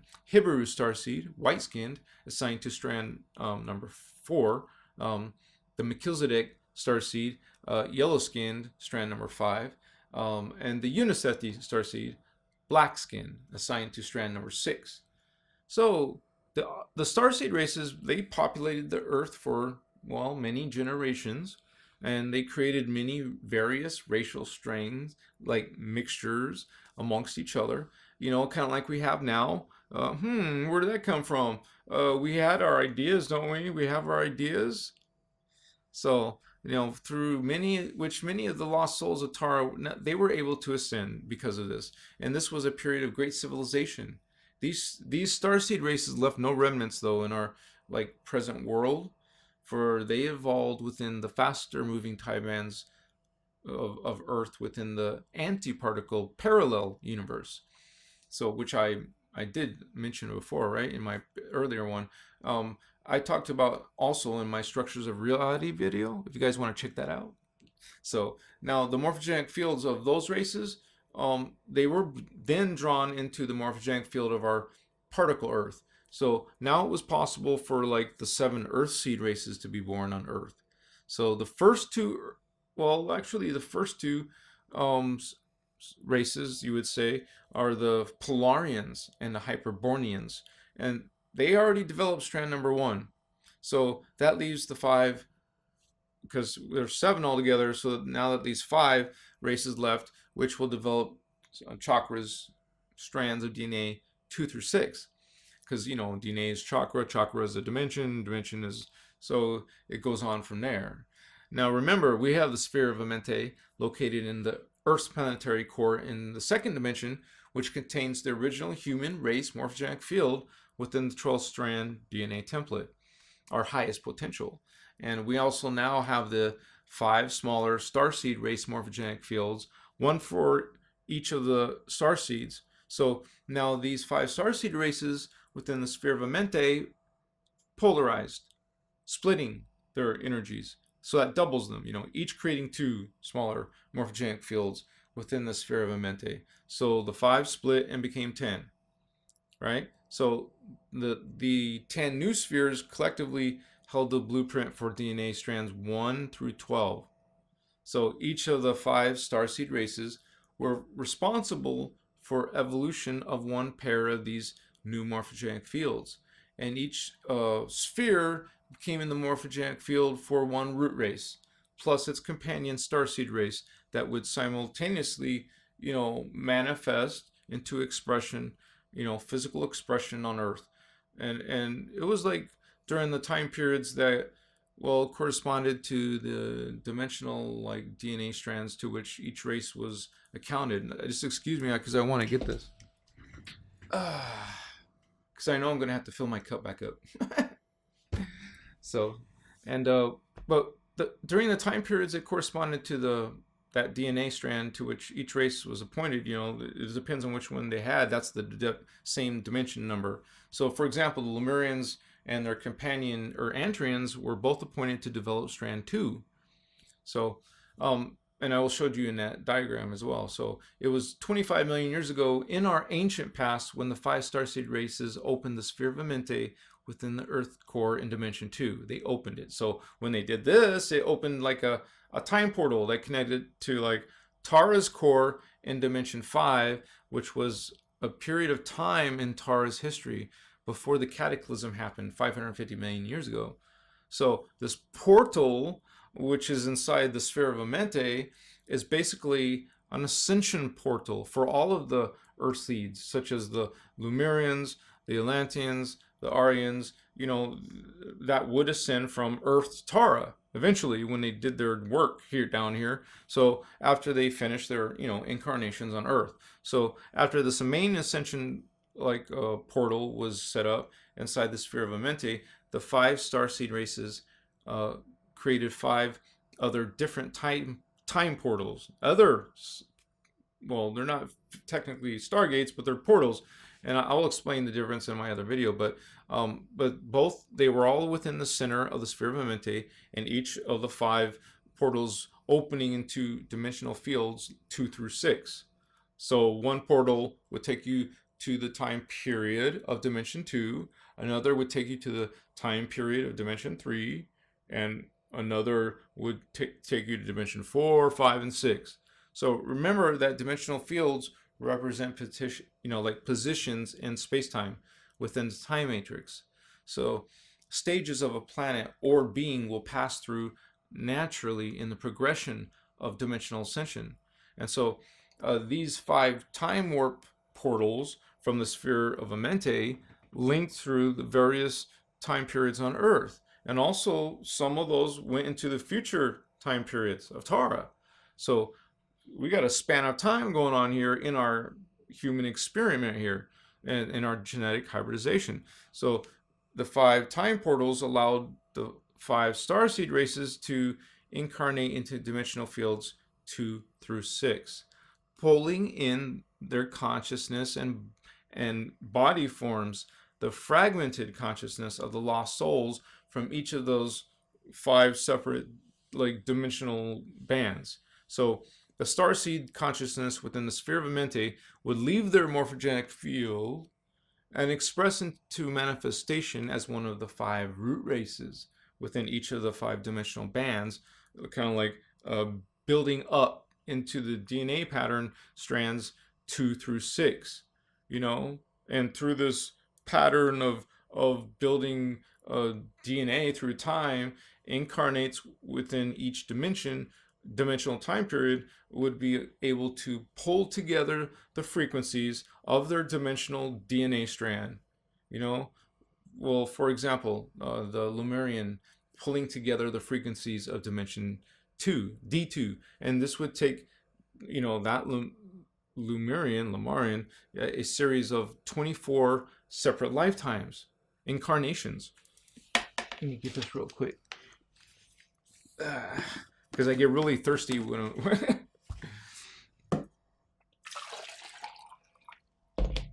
Thank you very much for your patience.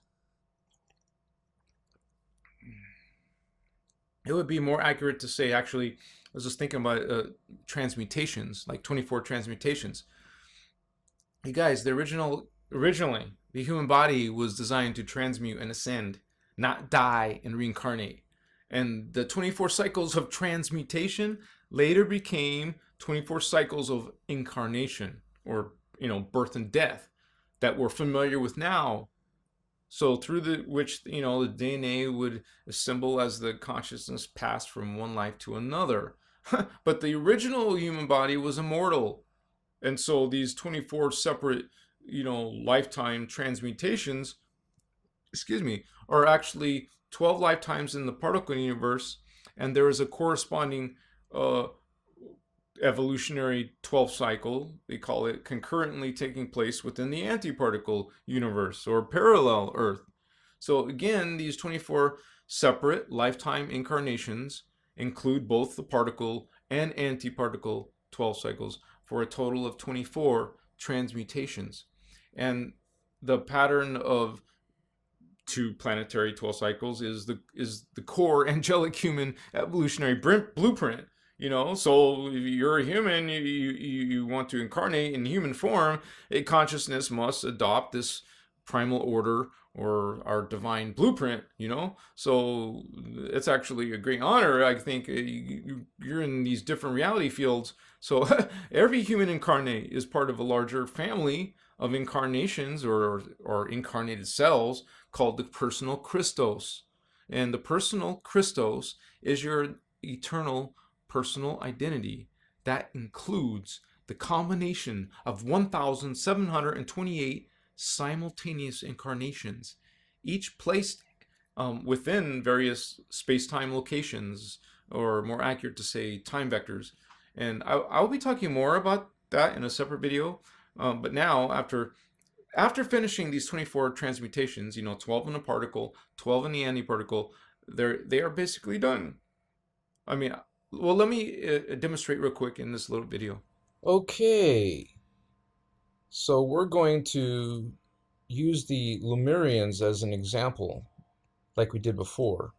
Now, this is their DNA template. They only have 1 strand to start off with. This is what the Lemurians, when they're coming into this Ternesium 12-tribe angelic human race experiment, they are only coming in with just the 1 strand. So their job, the Lemurians, along with their companion starseed race, C1 and 2, their job is to complete this strand of DNA. These all represent strands of DNA. Now, this one, the one that's filled in, is out of this template, they only have one completed strand of DNA, the Lemurians. And as soon as they go and incarnate, well, actually, it's 12 times in a particle universe and 12 times in the antiparticle universe. That's 24 altogether. But right now, we're just showing the particle universe. We need 12 incarnations. That's what each of these will stand for. And what you do is the Lemurian will come out of the sphere of Amenti, and they will go through the Stargate to around between the first and the second dimension. Kind of like this diagram that shows you the time cycle when the Lemurians, the Atlanteans, and the Aryans came in. There's the Lemurians pointing to where they're located in the time scale, and we have the Atlanteans and their starseed, and the Aryans, but their starseed, and the Hibiru starseed. So, but the Lemurians, what you're doing is, remember, they're working on strand 2. Okay, strand 2. And this represents a period of time between the first dimension and the second dimension. So the Lemurians are coming through, and they will be living at least 12 incarnations during their spiritual work. They'll transmute, go into their next life, or die, or go into their next life, go into their next life, until eventually they will experience 12 separate incarnations. And each one is going to be developing this strand of DNA. It will be, and like I said, these are all, there's 12 of them, and they're called substrands. This is a strand of DNA, and each segment would be a substrand of that DNA. So this strand is made up of 12 subfrequencies, or you can call them subharmonics, or substrands. So in this example, the Lemurian will have, go on a spirit, incarnate into the second dimension period time, like we showed here, incarnate somewhere in this time period, and they'll live a spiritual life, they'll have a spiritual experience, and they will develop the energies, the frequencies of that period of time here in their DNA. Now they just made some progression. Of course, they're not done. They have to keep going more and more and more. So they would go after that incarnation. They would come back and go on a spiritual path and hopefully be successful, and they will create another transmutation. Okay, now we're developing some progress. Let's say they did at least 3 more strands, or 3 more lifetimes, 3 more transmutations, and now they're getting closer to being halfway done. And this is what actually all the races are doing. See, while the Lemurian, doing strand 2, is working on their substrand frequencies, so is the Atlantean in their lifetimes, and the Aryan in their lifetimes. Lemurians, Atlanteans, Aryans. And we have in other future time cycles, well, not to us, but our past, you will have the Melchizedeks coming in, and in the present time cycle, we have the Mavarians and the Unchechi coming in. So, now, that's what each of these races are developing. These 5 Earth seeds, these 5 root races, are going through this progress, like this Lemurian example, and say they do, more incarnations, more transmutations, and then they have more progress.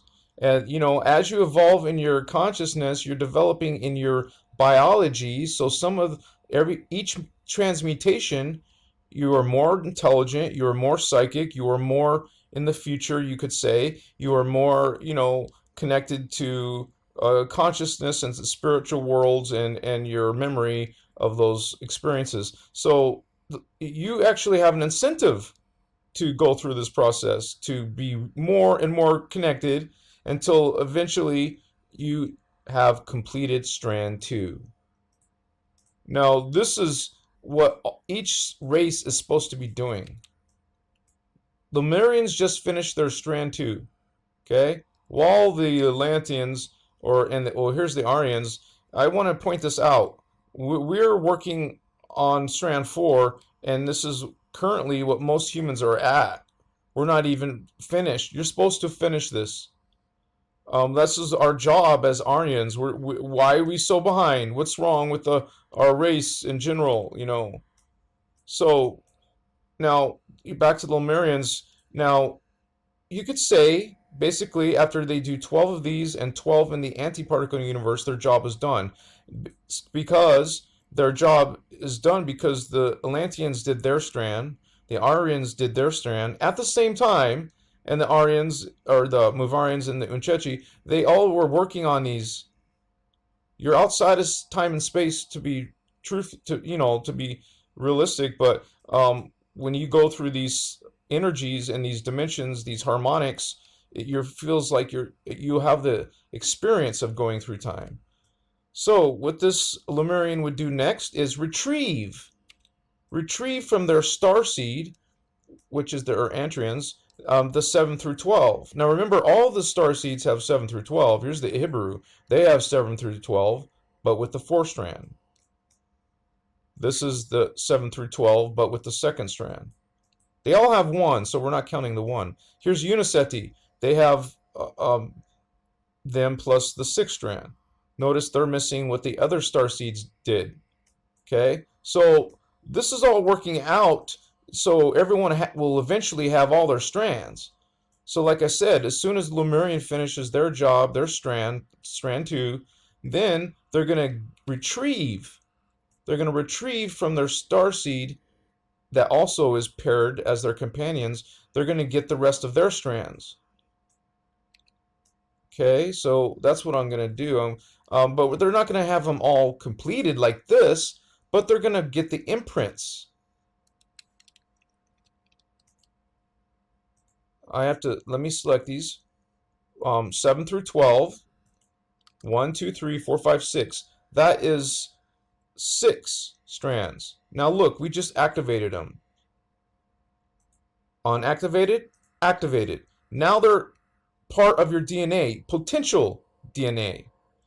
That means they're empty, but but now you can fill them in those other strands, those other dimensions, those other races, those other time periods.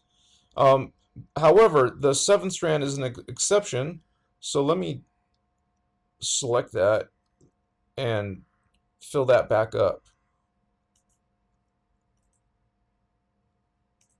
All right, so the Lemurian, what they did is after they finished their work, and just like any of these will finish their work, you go back to your starseed. All right, grab 7 through 12 imprint, 7 through 12 imprint, but also the 7th strand is plugged in completely. So this is now the Lemurian's DNA. A potential of 8 strands. So that's what they just did, but now they're not done. After they went through the sphere of Amenti to their starseed, now they're going to go to the other starseeds and grab that strand. Grab that strand. Grab this strand. Retrieve it, because they're done. They're already done, like we just mentioned. So now the Lemurian, let me grab all these. We'll plug them in, baby. These will be completed. These are completed. These have the imprints. So now look at this glorious DNA that you have now. Okay, now you more than qualify to go back into the sphere of Amenti, go to that main ascension portal, and go right to Tara. Let me see if I have this window open. I do. The Lemurian that's in the ancient time cycle will go back to the sphere of Amenti, okay, where the stargates are located, and I gotta move my little mouse around. And they will go to Tara. They're no longer they've you could say they have escaped the drama on Earth, okay? Now, and the lower biology, lower consciousness, lower intelligence of a carbon matter spiritual being. Now you are a carbon etheric matter being on Tara, which is our original imprint.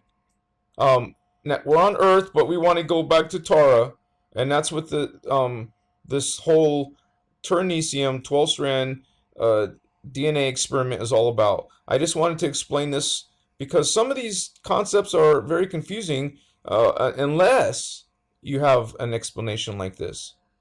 So thank you for your patience. All right. So once the incarnate has assembled their potential 12 strands of DNA, this immediately allowed the incarnate to turn its body into light, pass through the halls of Amenti as pure energy, then remanifest within a less dense version of that body upon Tara in Density Universe 2 in a future space-time coordinate, become free from the Earth in Density Universe 1.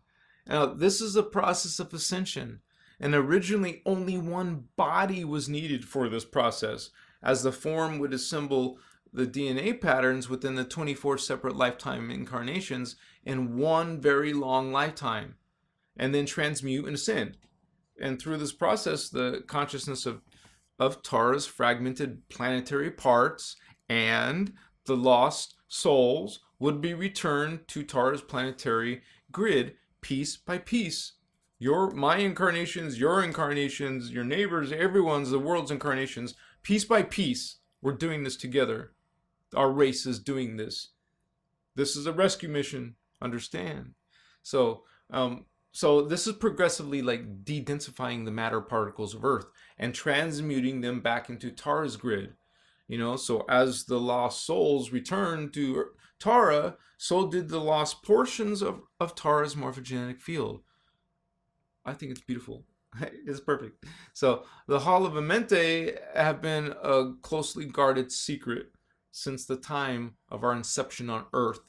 And the priests of Ur and the priests of Mu, their earthly descendants, and the ET and metaterrestrial ancestors of our Turnesium lineage have been guardians of this secret since the time of its inception 550 million years ago. So far, realize that we've been just talking about the first seeding out of 3 seedings. But during the course of the first seeding, all went well, as well. Many lost soul fragments from Density 1 of Earth successfully ascended through the halls of Amenti. So, including some of your incarnations, Holy Ones, some of your experiences, some of your lifetimes, and some of your future lifetimes as well. So, but many members of the races from the first seeding had also begun to digress through, it's kind of strange, animal interbreeding and contact with Density 1 ETs. Sometimes that's good, sometimes that's not good. So, some losing the ability of genetic transmutation and thus their immortality. That's a nice consequence, huh? So, about 5,509,000 years ago, members of the Syrian Anunnaki race from Density Universe 2, along with several other groups of ETs and metaterrestrials from the higher density universes, wanted to stop the evolution of the earthly races and abandoned the Turnesium 12 tribes of experiment for fear that the mutating code that we just mentioned developing in the tribes would contaminate the races of Tara as they ascended through the halls of Amente. I mean, this is their complaint. This is what their concern was. So many, and they're more evolved than we are. So, anyways, it gets emotional. And many density universe 2 species did not want the digressive human element to return to Tara, for the humans were already creating damage within the energetic systems of Earth. Like, you could probably understand their point of view. But, and those of Tara, well, they needed protection from such activities. So there was an anti-human sentiment developing. We were disappointing these higher races. But also, numerous other groups simply wanted Earth territories for their own purposes. But, so there's some mixed agendas there. And, the resistance groups began a war with the Elohim from Density Universe 3 and the races of the Covenant of Palador in Density Universe 2. Remember, the Elohim are the main overseers of the Ternesian project. Entities of like the higher universes descended upon Earth, and great battles, you would say pure energy, were fought in Earth's like local galaxy, and within our atmosphere of Earth. So it was basically Star Wars up on our sky, and these events became known as the Electric Wars. If you can visualize this destruction, do you remember this destruction? Now, the wars lasted around 900 years. Oh, that's a long, long war, So, as the entities of the opposing groups battled for control over Earth's natural portal system and the sphere of Amente. So, the human races caught up in this battle, either hopefully ascended to Tara through the halls of Amente, if they were able, or were relocated to, another Density Universe 1 planet, some sympathetic planet that wants to help our refugees, I guess, within, with the help of the Elohim and the Paladorians. So those who lost their immortal genetic codes and did not leave Earth perished, along with many other life forms. So as Earth's planetary environment was thrown into chaos, it's like, it's a very painful memory. So Earth would have been destroyed if the Rishi from Density 5 had not intervened.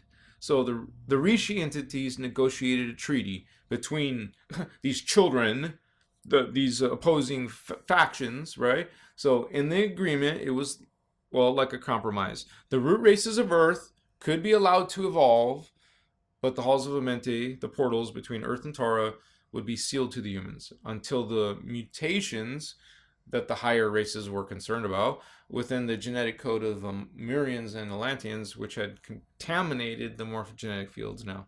So they needed to be reversed for this to be removed. So the Lemurians and the Atlanteans needed to fix their distorted DNA before they would be allowed to enter Tara.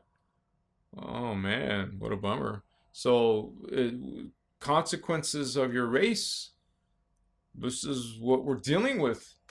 So what the Elohim did to the DNA of the Lemurians and Atlanteans was remove the 6, what you call sub-frequency of DNA, strand number 1. So remember that each single strand has 12 sub-frequencies within it, or you could say there are 12 smaller substrands that make up the whole DNA.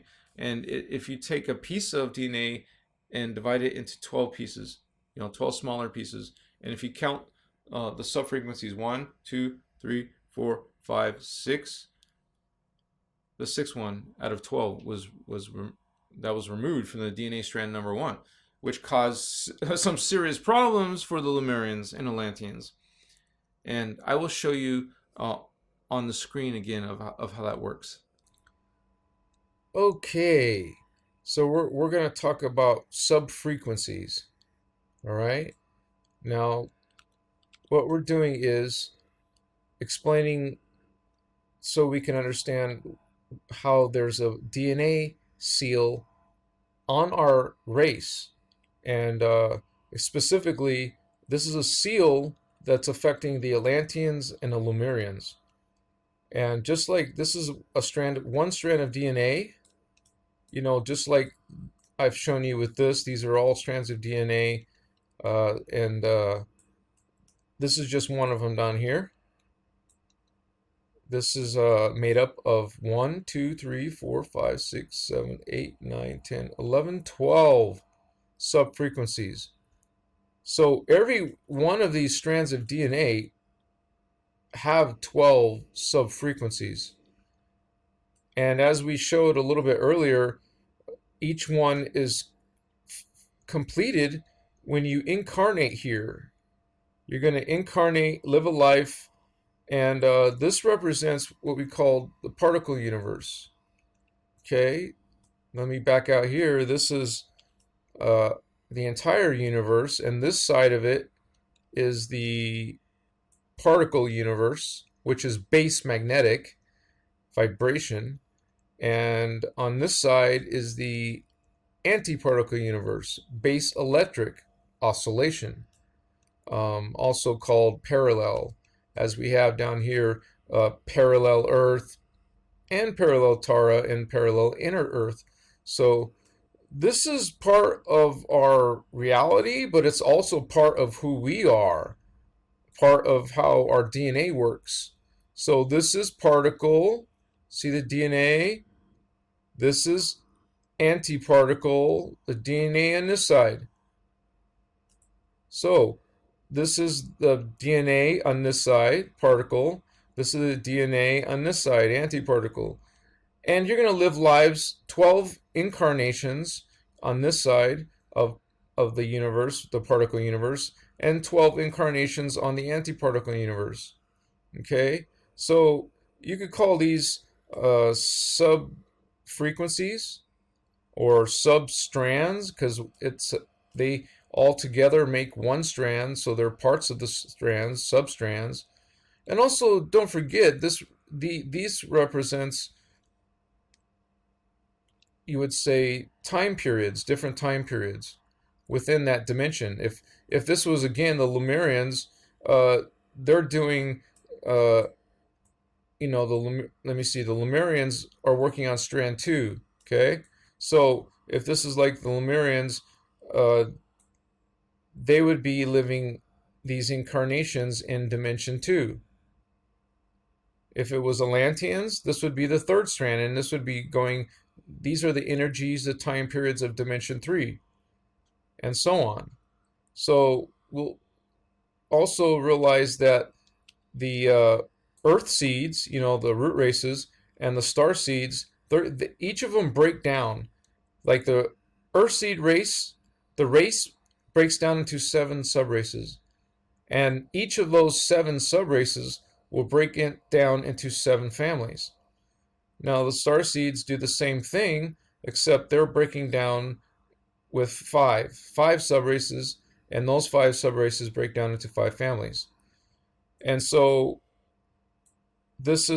notice this is 7 and 5. That would be 12. So there's 7 and 5. So you're going to sometimes incarnate into a subrace family, and then sometimes you're going to incarnate as a subrace, different levels of DNA. And also what's important to realize is here's the particle, here's the antiparticle, and this is carbon matter. Over here, the beings are etheric, so it's etheric matter. Carbon, etheric. Base tones, these are all considered base tones, and these are considered overtones, and they're twice the speed of this side. So there's a whole different energy that's combining with this energy.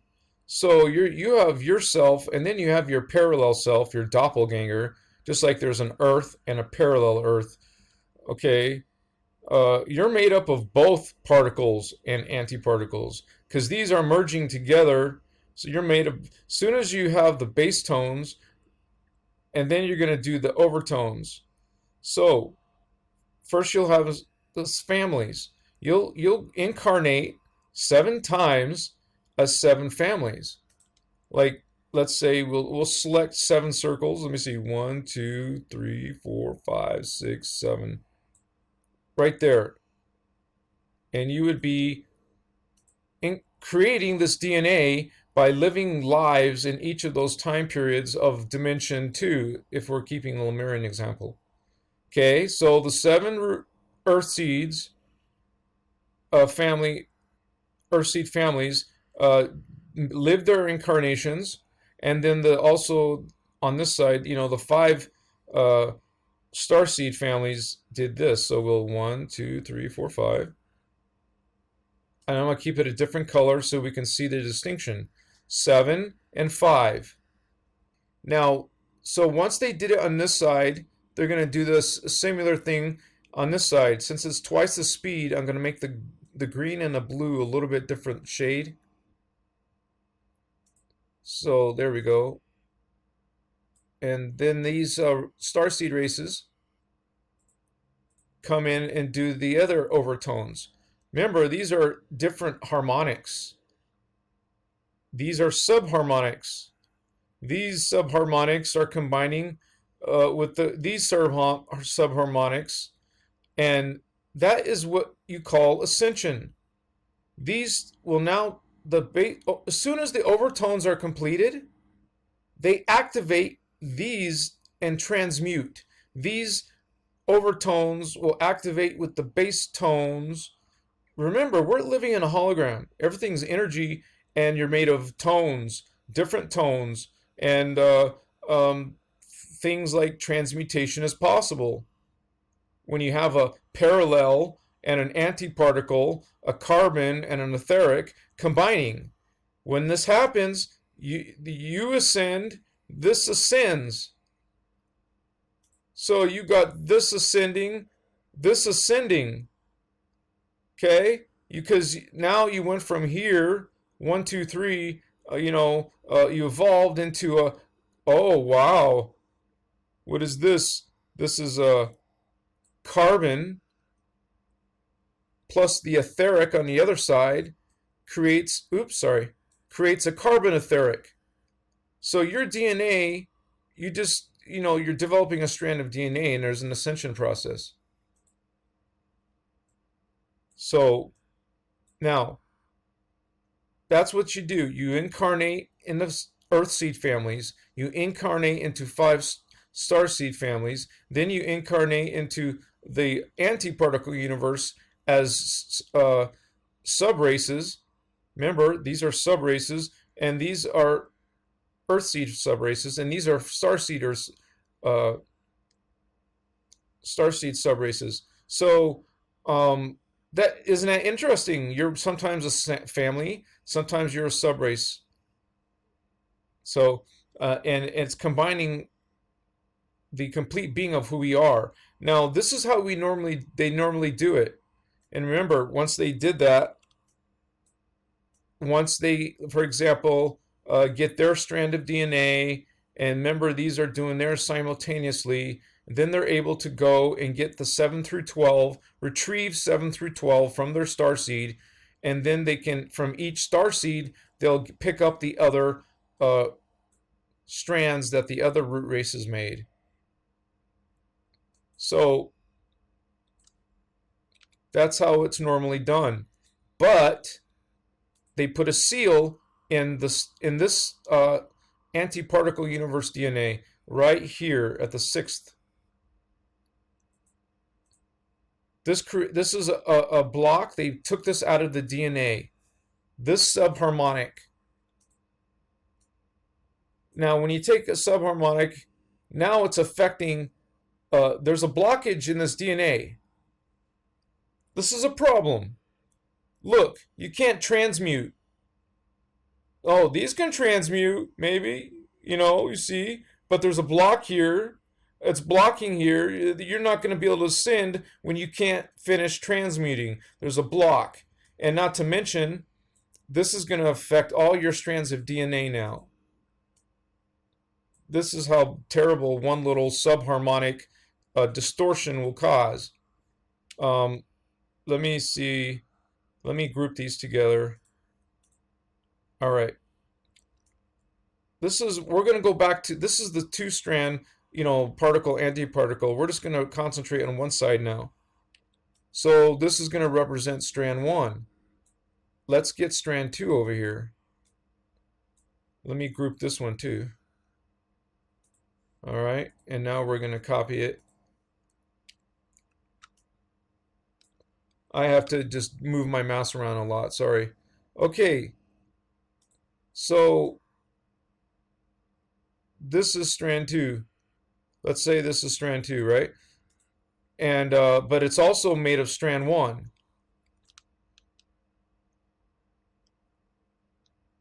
So don't concern yourself with the colors right now, okay?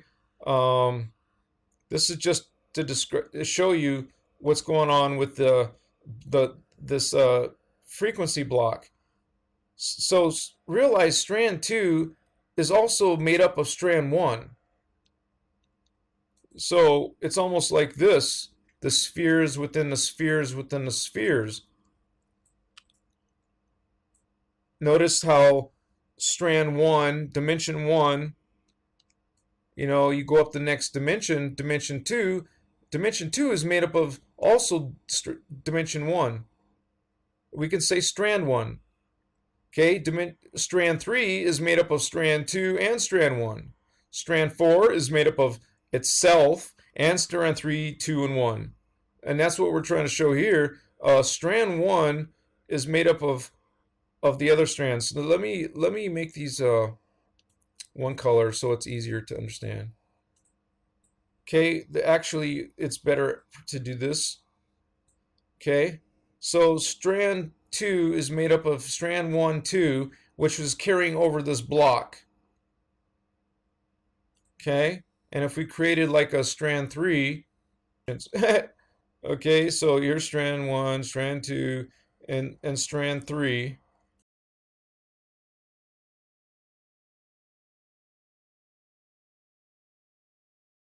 Because you could do the same thing with strand 4, but we don't need to keep on doing that. But see, what's happening is that strand 1, strand 2, because strand 2 is also made up of strand 1, strand 3 is also made up of strand 2 and 1, like I showed you on this side. Okay, so this is carrying over. So they put a distortion in one side of the antiparticle universe of strand 1. Yeah, this was put into strand 1. So strand 1 carries it over because each one is encompassing that distortion. And also what it is going to do, this relates to strand 6. So this is strand 1, strand 2, strand 3. Then you're going to have strand 6. All right. So since this is a blocking right here on 6, that means they can't go in here and retrieve these now. They can't retrieve 7 through 12 because it has to be connected in like this. It has to be there's no connection here though.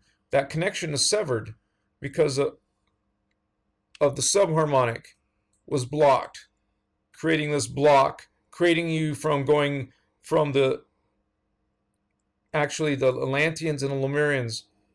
I'm sorry, that's right. It's not being blocked. Well, this would block their DNA. This would block their DNA when they're trying to ascend. They're going to have a problem. The Atlanteans and the Lemurians have a problem, and that's how I'm trying to break it down for you.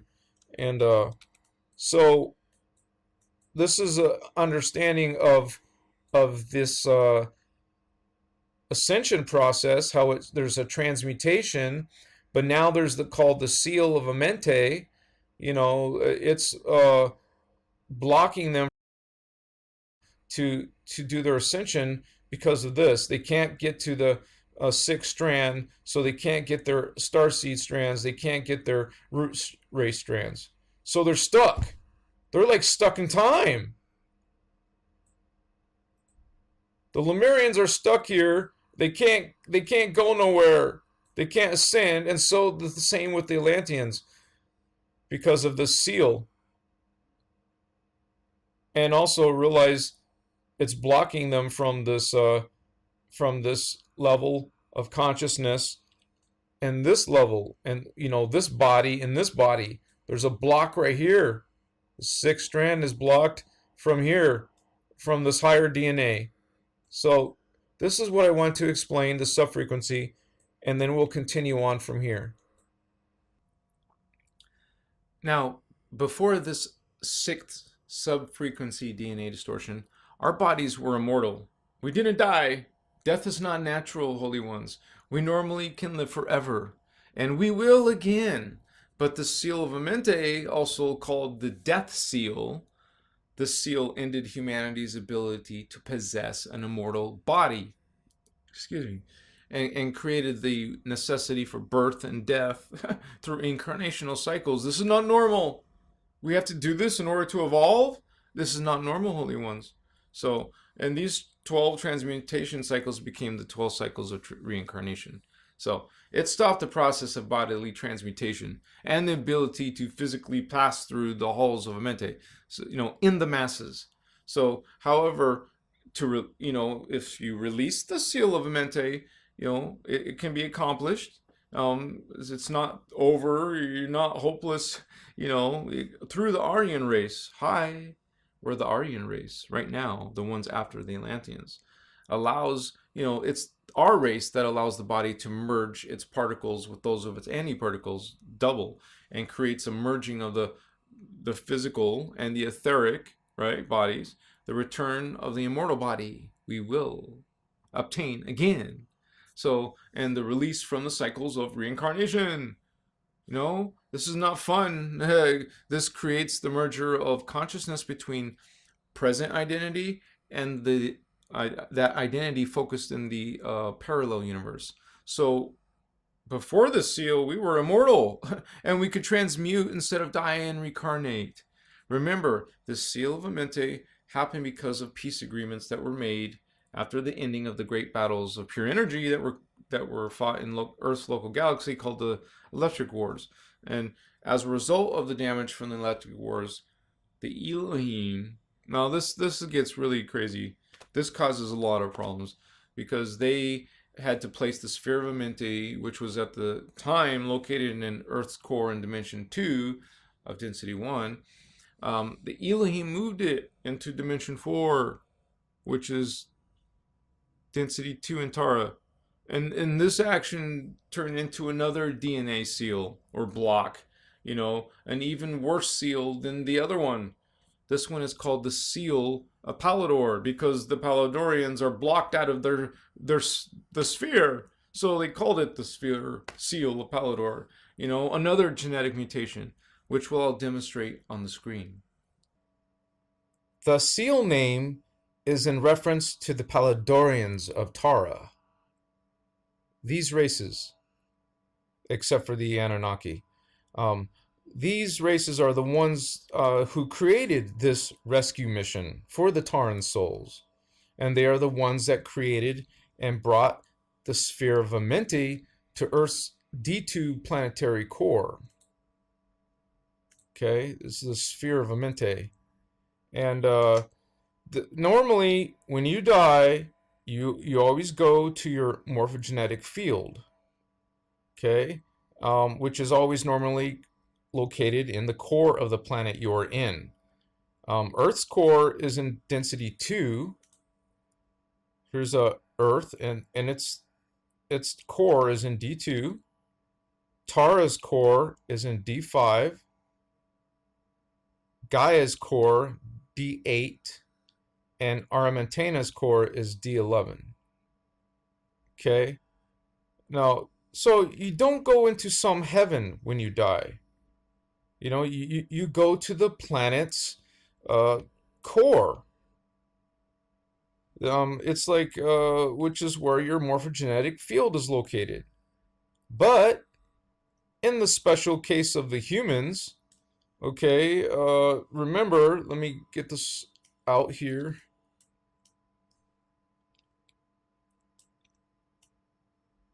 In the special case of the humans, the human race, we're not from Earth, okay? And that was the whole purpose of the sphere of Amenti. which became the surrogate race morphogenic field. So when the sphere of Amenti was moved, I mean, it's like, can you imagine what's going to happen when they move this? They moved it to D4 of Tara. Okay? Now, when they moved it to D4, the Atlanteans and Lemurians no longer had a place to go after they died. Also, realize our entire race memory was wiped out. Okay? We do not remember our origins, nor the purpose for which we came. We have no memory of our higher dimensional levels of ourselves. We forgot about these parts of our consciousness, our other aspects. So, the races would also forget their connection to the earth and to each other, as this memory is stored within the second strand and is now blocked from mental view. And humans on earth will not be able to remember what existed on earth before, the past civilizations, nor remember that earth was a member of a vast multi-dimensional reality fields containing innumerable sentient forms of life. So the humans developed like a tunnel vision. That's what we have today in our world, in our consciousness, a condition, which remains today within the majority of people on Earth. And the Lemurian and Atlantean consciousness became trapped in time. In this time, they got stuck here. They couldn't go up any farther than here.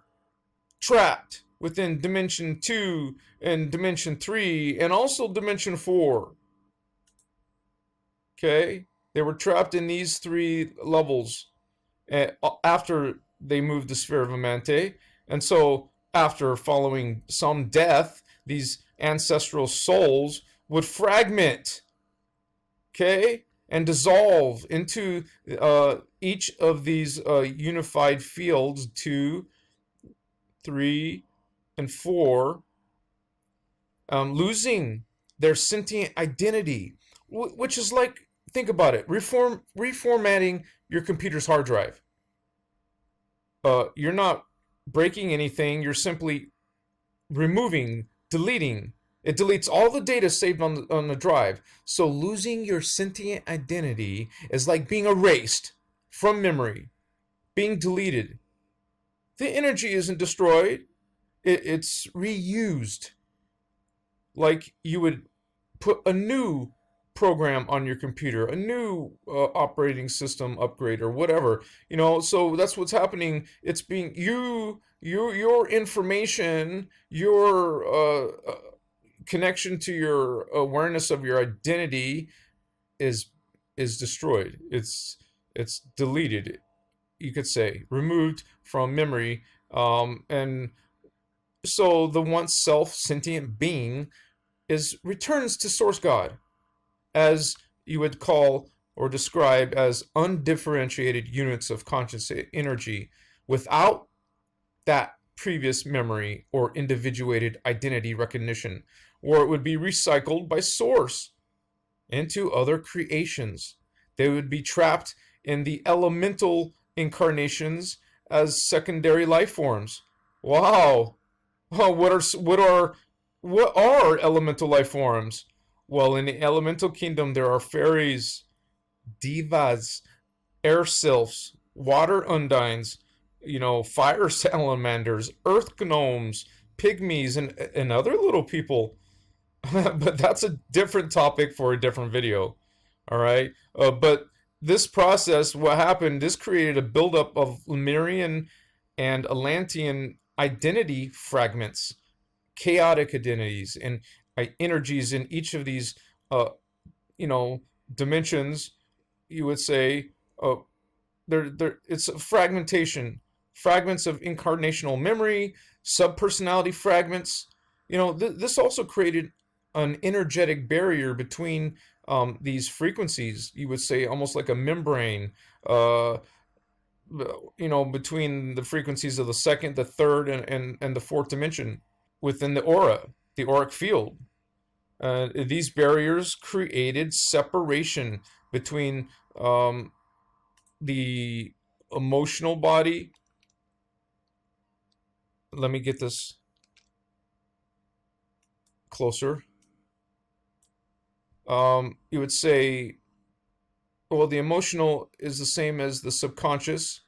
These created separations between the emotional body, the mental body, and the astral body. These are anomalies. We're not supposed to have these separations in our consciousness like this, or in our auric field.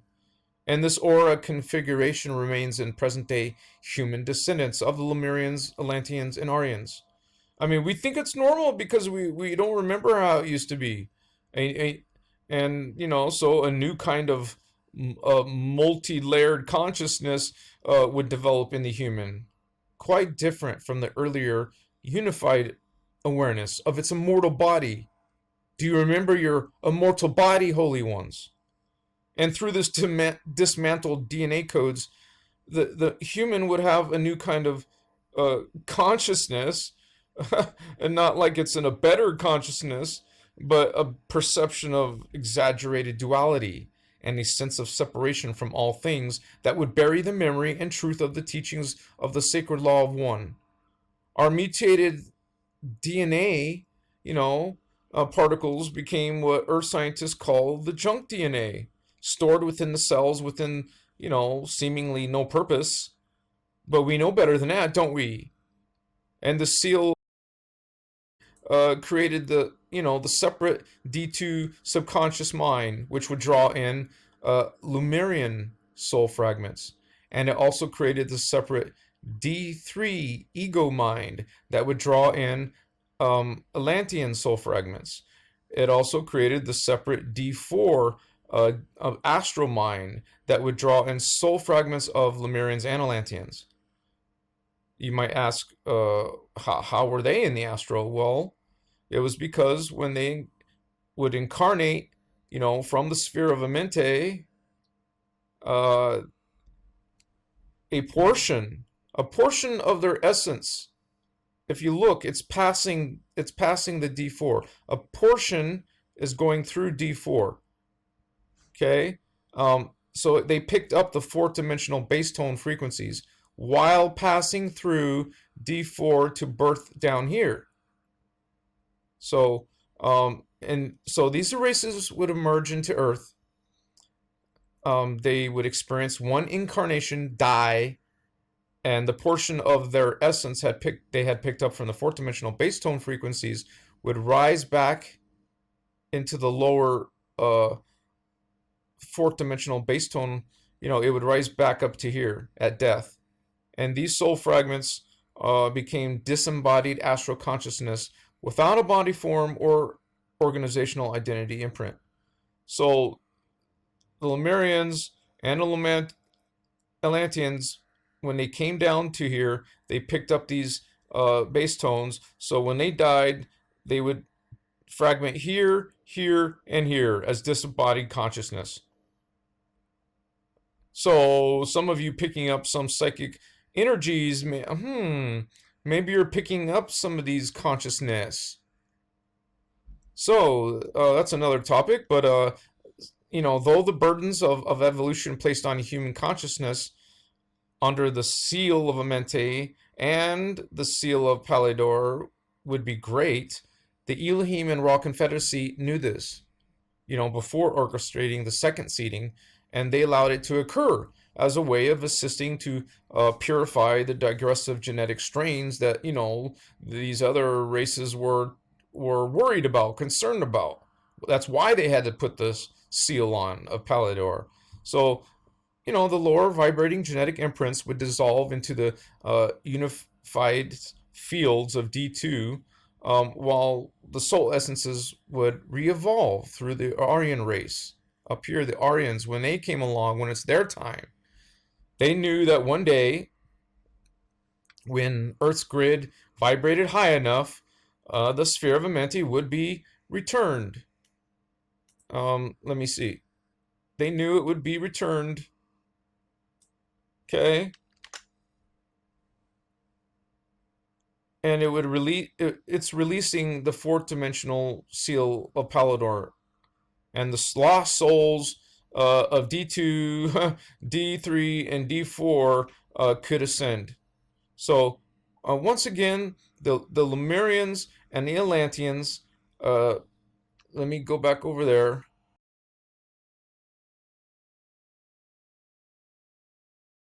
Sorry. Once again, the Lemurians and the Atlanteans, they came in at 73,000 years. They came in at 70, and then finally the Aryans came in at 65,000 years. So they had to wait on the Aryan race, for that's us, the Aryans, are designed to assemble the fourth strand. And so now that the strand that corresponded to the fourth dimension, while Aryans are still alive in our body, we can consciously awaken in our astral bodies, discover the secrets of our missing codes, and begin to consciously heal the mutations in our codes. Following the removal of the sphere of Amenti from Earth's core 5,500,000 years ago, the Earth grid rapidly plunged in speed, then began even more rapid acceleration as erratic energies left over from the sphere filtered through Earth's bioenergetic system. So climatic changes again occurred, land masses slid beneath waters, great earthquakes rumbled throughout the planet, and within 3 years of the removal of the sphere, a great flood came that covered 85% of Earth's surface. And the memory of this flood, along with that of 2 others, was given to you by the Elohim and recorded in your biblical history as one event. So even, human evolution was stunted 5.5 million years ago. So, and it would have remained that way if it were not for Sirius B. Now we were going, now we're getting into the second seeding. In an attempt to revitalize, the human evolutionary program, the Syrian Council, working with the Elohim and descendants of the Taran Ceres race and several other Density 2 groups, created a plan through which the human evolution on Earth could be restarted. Earth's grid still could not sustain a life field with fourth dimensional gene coding. So a plan was devised to allow the souls waiting within the sphere of Amenti in D4 and Density 2 to be re-entered into Earth by a process called downgrading. And through this process, the vibrational essence of the race morphogenic field could be stepped down to a slower vibrational pattern by passing a portion of the race morphogenic field through the core of another planet, but in Density 1. So they're trying to connect it here in this way so we can get around this problem. So this experiment would require the use of a planetary body within the same time spiral cycles as Earth, which had a core vibrational speed, particle pulsation rate, slightly higher than that of the Earth. And I will show you here. The planet chosen for this experiment is in our Sirius star system and is known as Sirius B. Okay, so now there are hundreds of billions of galaxies. Some say about 2 trillion galaxies in our universe, and our galaxy alone has at least 100 billion planets.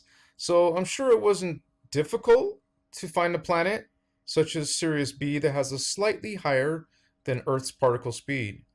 But it was the perfect choice, and so you would say an artificial bridge was constructed between the core of Sirius B and the sphere of Amenti, okay, in D4, and the core at D2. Earth would be at D2 right here. So I just want to show that real quick. You would say a portal would be coming from the density here up here and connecting to Sirius B, okay? And then you would have it also coming to Earth, and like I said, imagine it's right here, okay? So that's the artificial portal bridge, and a small portion of the Amenti morphogenic field was placed inside of the core of Sirius B, and we'll demonstrate that. Let me get this copied, and we'll say this is a portion of the morphogenic field of up here, and they took a portion of it and put it into the core of Sirius B. Okay, so there's a connection there. Okay, so this is the part that contained the energy essence souls of the Atlanteans and the Atlanteans and the Aryans of the second seeding, and some of these Atlantean and Aryan soul essences combine their consciousness with evolving etheric races of Sirius B.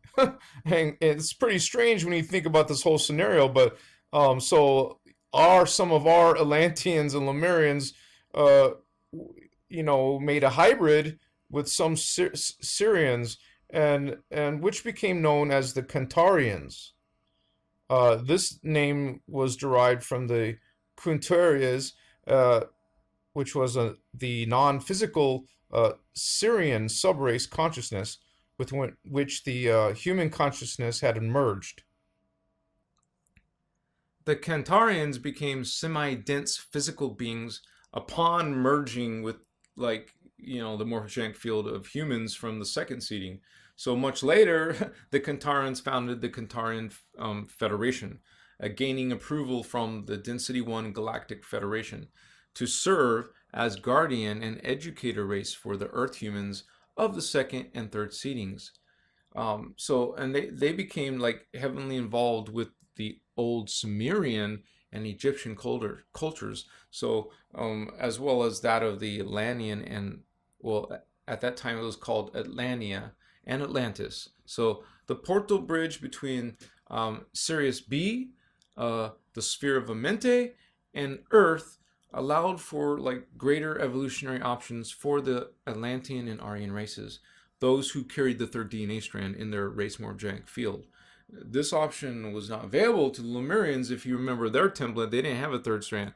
So their cultures, they did not carry the full third DNA strand imprint in their morphogenic field. So, but the souls taking this route, now it's a new way to ascend. They fixed it. They worked it out through these special ways of technology and consciousness and energy. These souls taking the Sirius B path of evolution could release the seal of Palador, but not the seal of Amenti. But still, this was a much better option, right, than fragmentation. And individual sentient identity could be retained through evolving through the Sirius B option. And during the second seeding, this portal bridge became known as the Hall of Amoria. And in the third seeding, during the times of Atlantis and Egyptian pharaonic rule, this portal became known as the third eye of Horus and represented the culmination of there's actually the left eye of Horus and the right eye, eye of Horus, a mystical teachings. And the third eye of Horus was a closely guarded secret. A passage through this dimensional bridge was reserved for just a few elite races who carried this needed, third DNA strand. And the morphogenic field for the second seeding races was entered into Sirius B approximately 4 million years ago. So this is the starting of the second seeding. And the races finally began incarnating again on Earth through like a small group of, well, it was like a human hybrid from the first seeding who had found exile and evolved within the Density 1 Pleiades star system during the Electric Wars.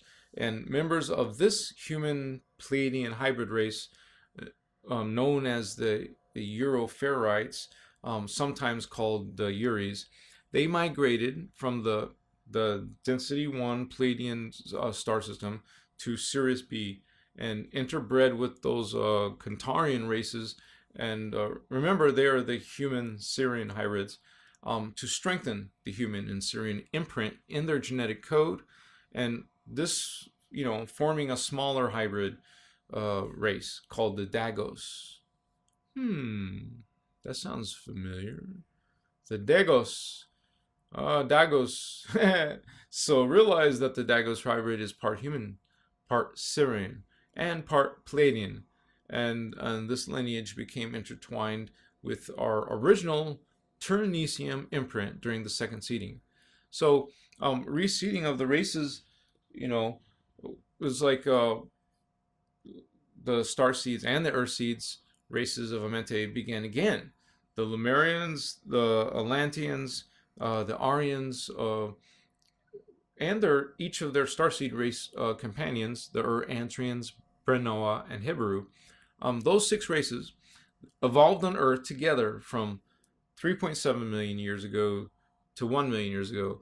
And during that time period, approximately 1 million years ago, that's when the Dracon from Density 1, they're actually originally from Density 3. They're a much more powerful being, but the lower version of them, the Density 1 version of them, from the Orion star system, by the way, they came to Earth and they tempered with the genetic code. Oh, here we go again. So of the races, so they created hybrids within the root races called Dracos, contaminating again the human genetic code and altering the evolutionary imprint for numbers of the Amenti souls. Now the Dracon, this race is sentient, it's intelligent race, it's upright and standing, it's a dragon lizard-like beings with a tendency toward aggression and warlike behavior. What a surprise. And they represent like a digressive strain I mentioned of a superior reptile-like race from Density 3, and frequently had some poor relations with the Density 1 Galactic Council. Of course, that's when the Galactic Council was good. So they were expert geneticists and scientists, but showed little regard for other life forms, and they lacked spiritual development. They weren't interested in that. They were more interested in dominating other beings, and vampiring, other energies. And so the Dracos hybrids were more lizard-like in appearance, with like a body structure more closely resembling humans, but like facial features and temperaments characteristics of the Dracon.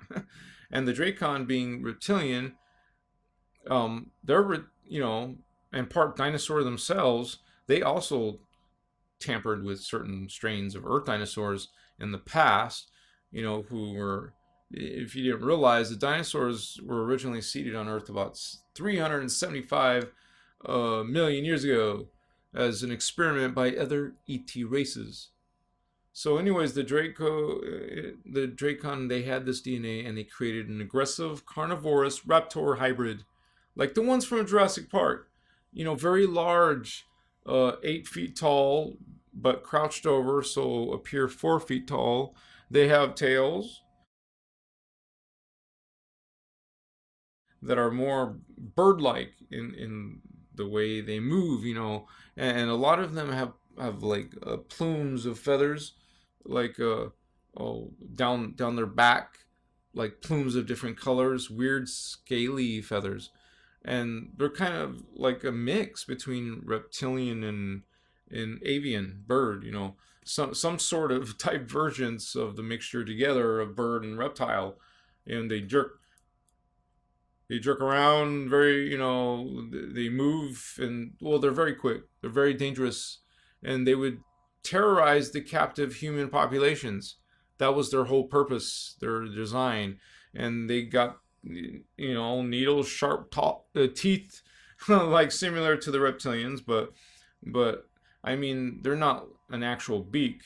About, the raptors, well, like if you Google and look at raptors, they look very much like that. And these raptors are talked about by several whistleblowers from the secret space program. I mean, I talk more about these in my Inner Earth video, but many of the cultures of the second seeding, they abandoned their advanced surface cultures, and they said, screw this, and they retreated underground to escape the terror of the Dracon, winged reptilians, their little raptor creature things. And and I know this sounds crazy, but the false ants, which is chupacabra, were also created at this time. Combining. It was actually created by combining certain animal strains from the Dracon planets with various Earth animals. So the false ants and descendants, of the Dracos, are presently assisting the Zeta Gray aliens. Nice friends you got there, So with earthly agendas that are detrimental to the human populace. Yeah. So, these intrusive visitors of the Dracos lineage are in reality a hybrid mutation of our human ancestors who evolved within the Orion star system. As they are members of the human lineage, they feel entitled to use the territories of Earth, even though the race was banned from here nearly like 850,000 years ago by the Rishi of Density 5. So, excuse me. Now, the Dracon and the Raptors, they became a menace to the developing races, and so somebody had to do something. So plans were orchestrated to dispose of the Dracon problem in about 956,500 years ago, with the assistance of the Anunnaki visitors from Sirius A. The races jointly employed a nice plan of using using the power within the Earth's grid. Like, you can't learn from history, to destroy the underground habitats of the Dracon, right? And the Raptors. So the plan backfired. It created like an explosion within the Earth's crust, which created like climatic anomalies, flooding, a slight pole tilt, destruction of part of the land masses, and finally a small period of a global ice, and this ended about 950,000 years ago. Most of the Dracon left Earth, during this period, or were destroyed by these climatic conditions. It's a reptile that can't handle this cold, but most of the human races retreated underground, creating like sophisticated like cultures beneath the Earth's crust. Some races being permitted like to enter. Remember, the portals are down there, so they were permitted to enter the portals to the inner Earth. Now, once environmental conditions stabilized, many races returned to surface life, rebuilding their civilizations. Though most of the Dracon had vacated or perished, they left a legacy of genetic distortion again behind them. So that threatened the continuation of the human lineage. And the Earth animal interbreeding became a problem in the races of the second seeding. Nice hobbies or tastes. I don't know what's wrong there. What's wrong? Anything that's trans, okay. So the races of Amente began to digress further due to that Dracon, contamination of the genetic lines, and several other ET races. They used this opportunity to experiment with the human like evolutionary imprint. So some of the more primitive human-like forms of early man, you talk about in this other science, across from arose from these experiments, as did some of the ape-like human varieties, such as a Neanderthal primate hominid, a slave race, and several versions of Cro-Magnon. Both the human lineage did not, we didn't originate from the primitive forms, okay? Those forms emerged from distorted human imprints. And the Lemurian and Atlantean cultures, well, they fragmented and amongst each other, becoming factions and began warring. And the Atlanteans of the second seeding were influenced by descendants of the Syrian Anunnaki race from density 2, which actually, just this is a little bit of a side note, they later evolved for a time on density 1, planet Mars. So, but the same race that had instigated the Tauran Templar Solar Initiates rebellion against the Syrian Council. So it culminated in the cataclysm, that originally made this whole cataclysm. And so it came back, the Atlantean civilizations began to systematically disregard the law of one. The Anunnaki brought to Earth Atlantis the creed of the Templar Solar Initiates, from Tara, an elitist, materialistic distortion of the principles of the law of one. And so, which had created don't forget the fall of man, the cataclysm of Tara. So the Anunnaki added their own sexist slant to these teachings. So women would be viewed as subservient to men and therefore able to be used as breeders of hybrid children. So this teaching was a tactic, used to socially disempower women. Sound familiar? Because understand, put one and one together, disempower women, so they would have little support to reject the sexual advances of the Anunnaki males. And then Anunnaki created teachings, religions that made them appear to be the gods of the human race. And through these teachings, were easily able to manipulate the Atlantean cultures into cooperative submission. So, understand, the Anunnaki proceeded to bring forth a hybrid race of Atlantean human Anunnaki children, who were called the Nephilim, who entered the Earth system about 950,000 years ago, and moving more, they were more developed genetically, their codes, because of their Anunnaki fathers. So the Nephilim children quickly, well, they're not children, but the children of the Anunnaki, they were creating advanced materialistic culture built upon exploitation of less evolved life forms. Nice beings. Many genetic experiments were carried out, creating varieties of animal humans, terribly distorting the human genetic imprint. That's their whole point. Understand? Lemurian culture was not affected, though, as greatly as by this Anunnaki infiltration. So many of the members of this race retreated under the underground, becoming involved with the priests of Mu, who guarded the portals of the inner earth. So, but during the second seeding, the Elohim, well, this is getting too bad. This DNA was getting polluted. So they motivated the density 2 Ceres race, spelled Seres, Ceres, and these are the descendants of the other Ceres, spelled Ceres. Now, who remember were the hybrid humanoid bird race that once helped purify the genetics of the Lemurians in the first seeding. So now the Elohim asked the Ceres, who had highly evolved genetics, to assist in realigning the distorted genetic imprint of, the earthly race strains.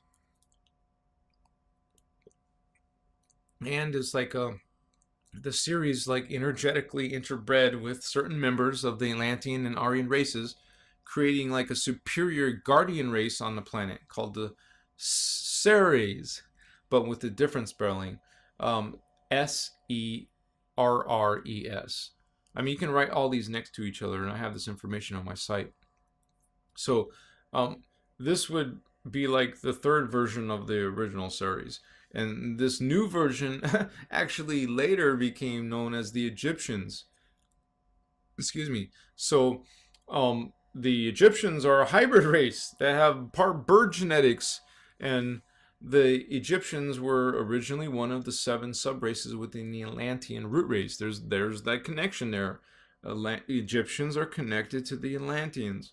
So literally, so as a sub-race. So And of course, this special type of Egyptian became the pharaohs of Egypt, the pharaonic line within Egyptian culture.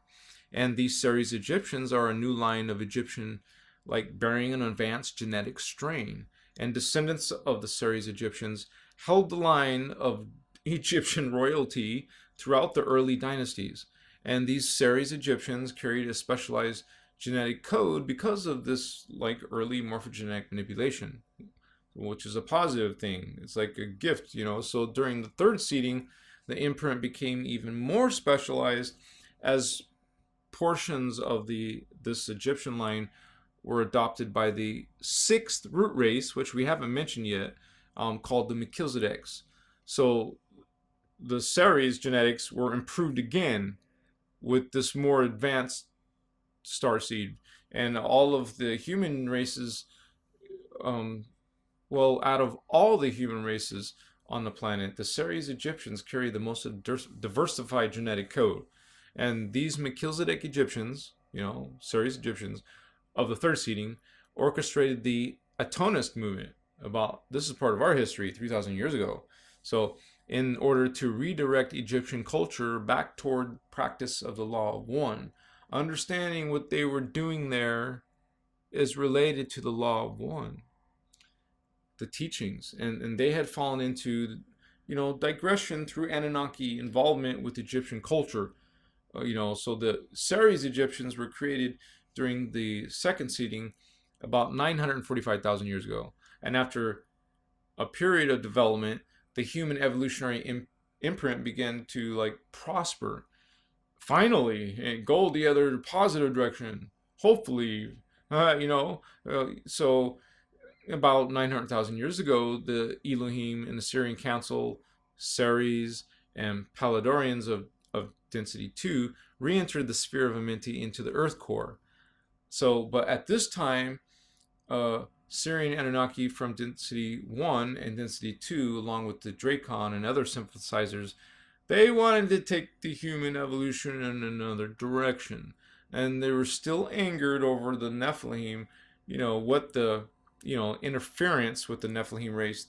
The Anunnaki were, from Sirius A, devised a plan to destroy the sphere of Amenti and utilize, the Earth-like humans as a worker race. That sounds familiar, that story. Sitchin? Something not good about that testimony. It's actually an agenda of some of these races we're talking about right now. Something about the Earth Gold, slave races, replenished, because they need to replenish their elements within their planetary atmosphere.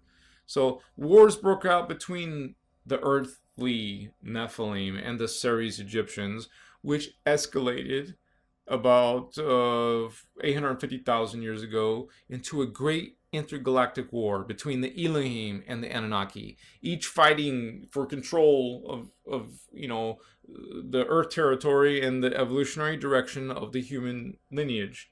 So they're fighting over us, and this war became known as the 1,000 Years' War, as it lasted approximately, a little bit more, as 1,200 years. And most of the Earth races, again, sought exile in other planetary systems, and some retreated into the inner Earth.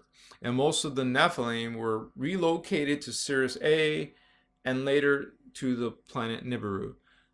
That's how they got there.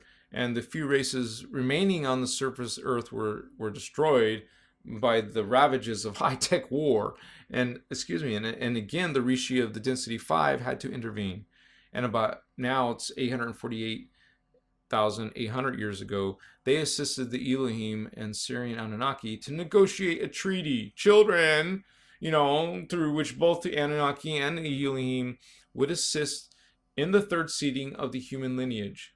The agreement of the Rishi negotiated between the Elohim and Anunnaki was called the Treaty of El Anu, and through which it was agreed that the Nephilim would not return to the Earth, but were allowed to evolve in other systems, and that attempts would be made to create for them another Anunnaki human hybrid, but only if the Anunnaki agreed to uphold the law of one.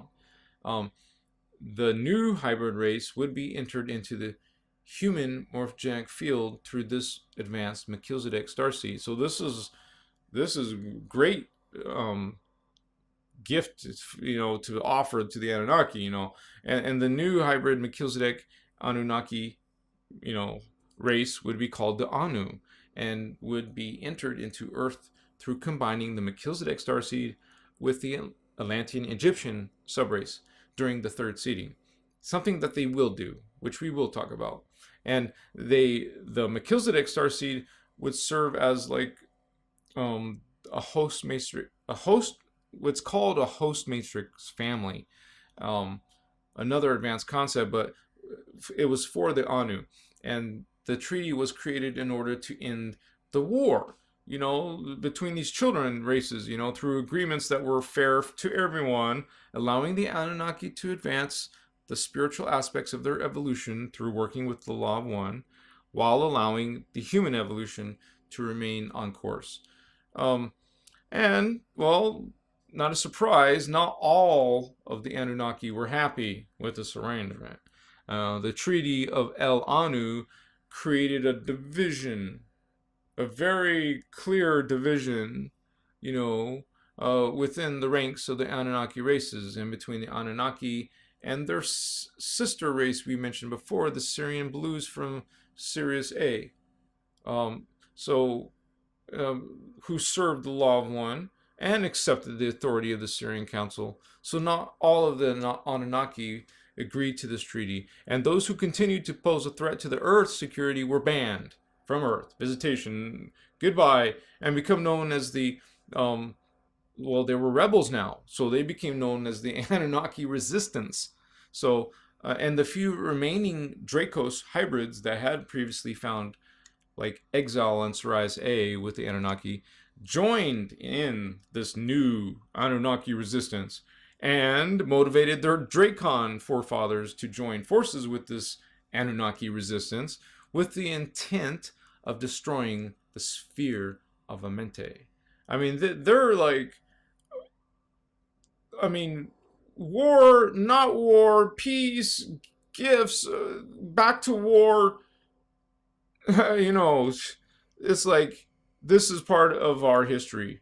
Now you are understanding a part of our history, realizing a true part of our history. With the Treaty of El Anu, the 1,000-year war was brought to a close, and the division between those who served the law of one and those who did not became very clearly defined. And so great protection was needed for the races of the third seeding that's coming up. So for the Dracos, because, and the Dracon and the Anunnaki resistance desired to see their destruction. So the 1,000 Years War between the Elohim and Anunnaki brought an end to the second seeding of the human lineage on Earth. So we have covered most of the Turnesium angelic human race 12 tribes experiment, and from the origins of the race on Tara in the future of Density 2 to the fall and destruction of the race and the DNA, the history and details of the first seeding and the second seeding. There is more, to discuss regarding the third seeding, but this part of the discussion will become part of another video about the many things. There's so many more things to talk about. That's why I have to create a new video for this, because this one's going to get into more about the Egyptians, the pyramids, the Sphinx, true knowledge about the Egyptian Ankhs, more details of inner earth, stargates, portals, teleportation, Egyptian gods, more details of the destruction of Atlantis. We'll be talking about something called the Ark of the Covenant, the true information about the Ark of the Covenant, and much more, you guys. And that's a lot to cover, so that's why I decided to make a follow-up video. But I thank you very much for watching my video. You guys, please like my video. Thumbs up, you guys. Something like this takes so much energy and work, and I'm so grateful and humbled to be part of this. And so your likes are a great gift. Also, I have a lot more important videos coming out. So please subscribe. Sign up to be and learn this knowledge, you guys. Some of you are Indigo children, and you want to be notified of these future video releases. I just want to say, love yourself, love others, blessings, peace, namaste, holy ones. Okay.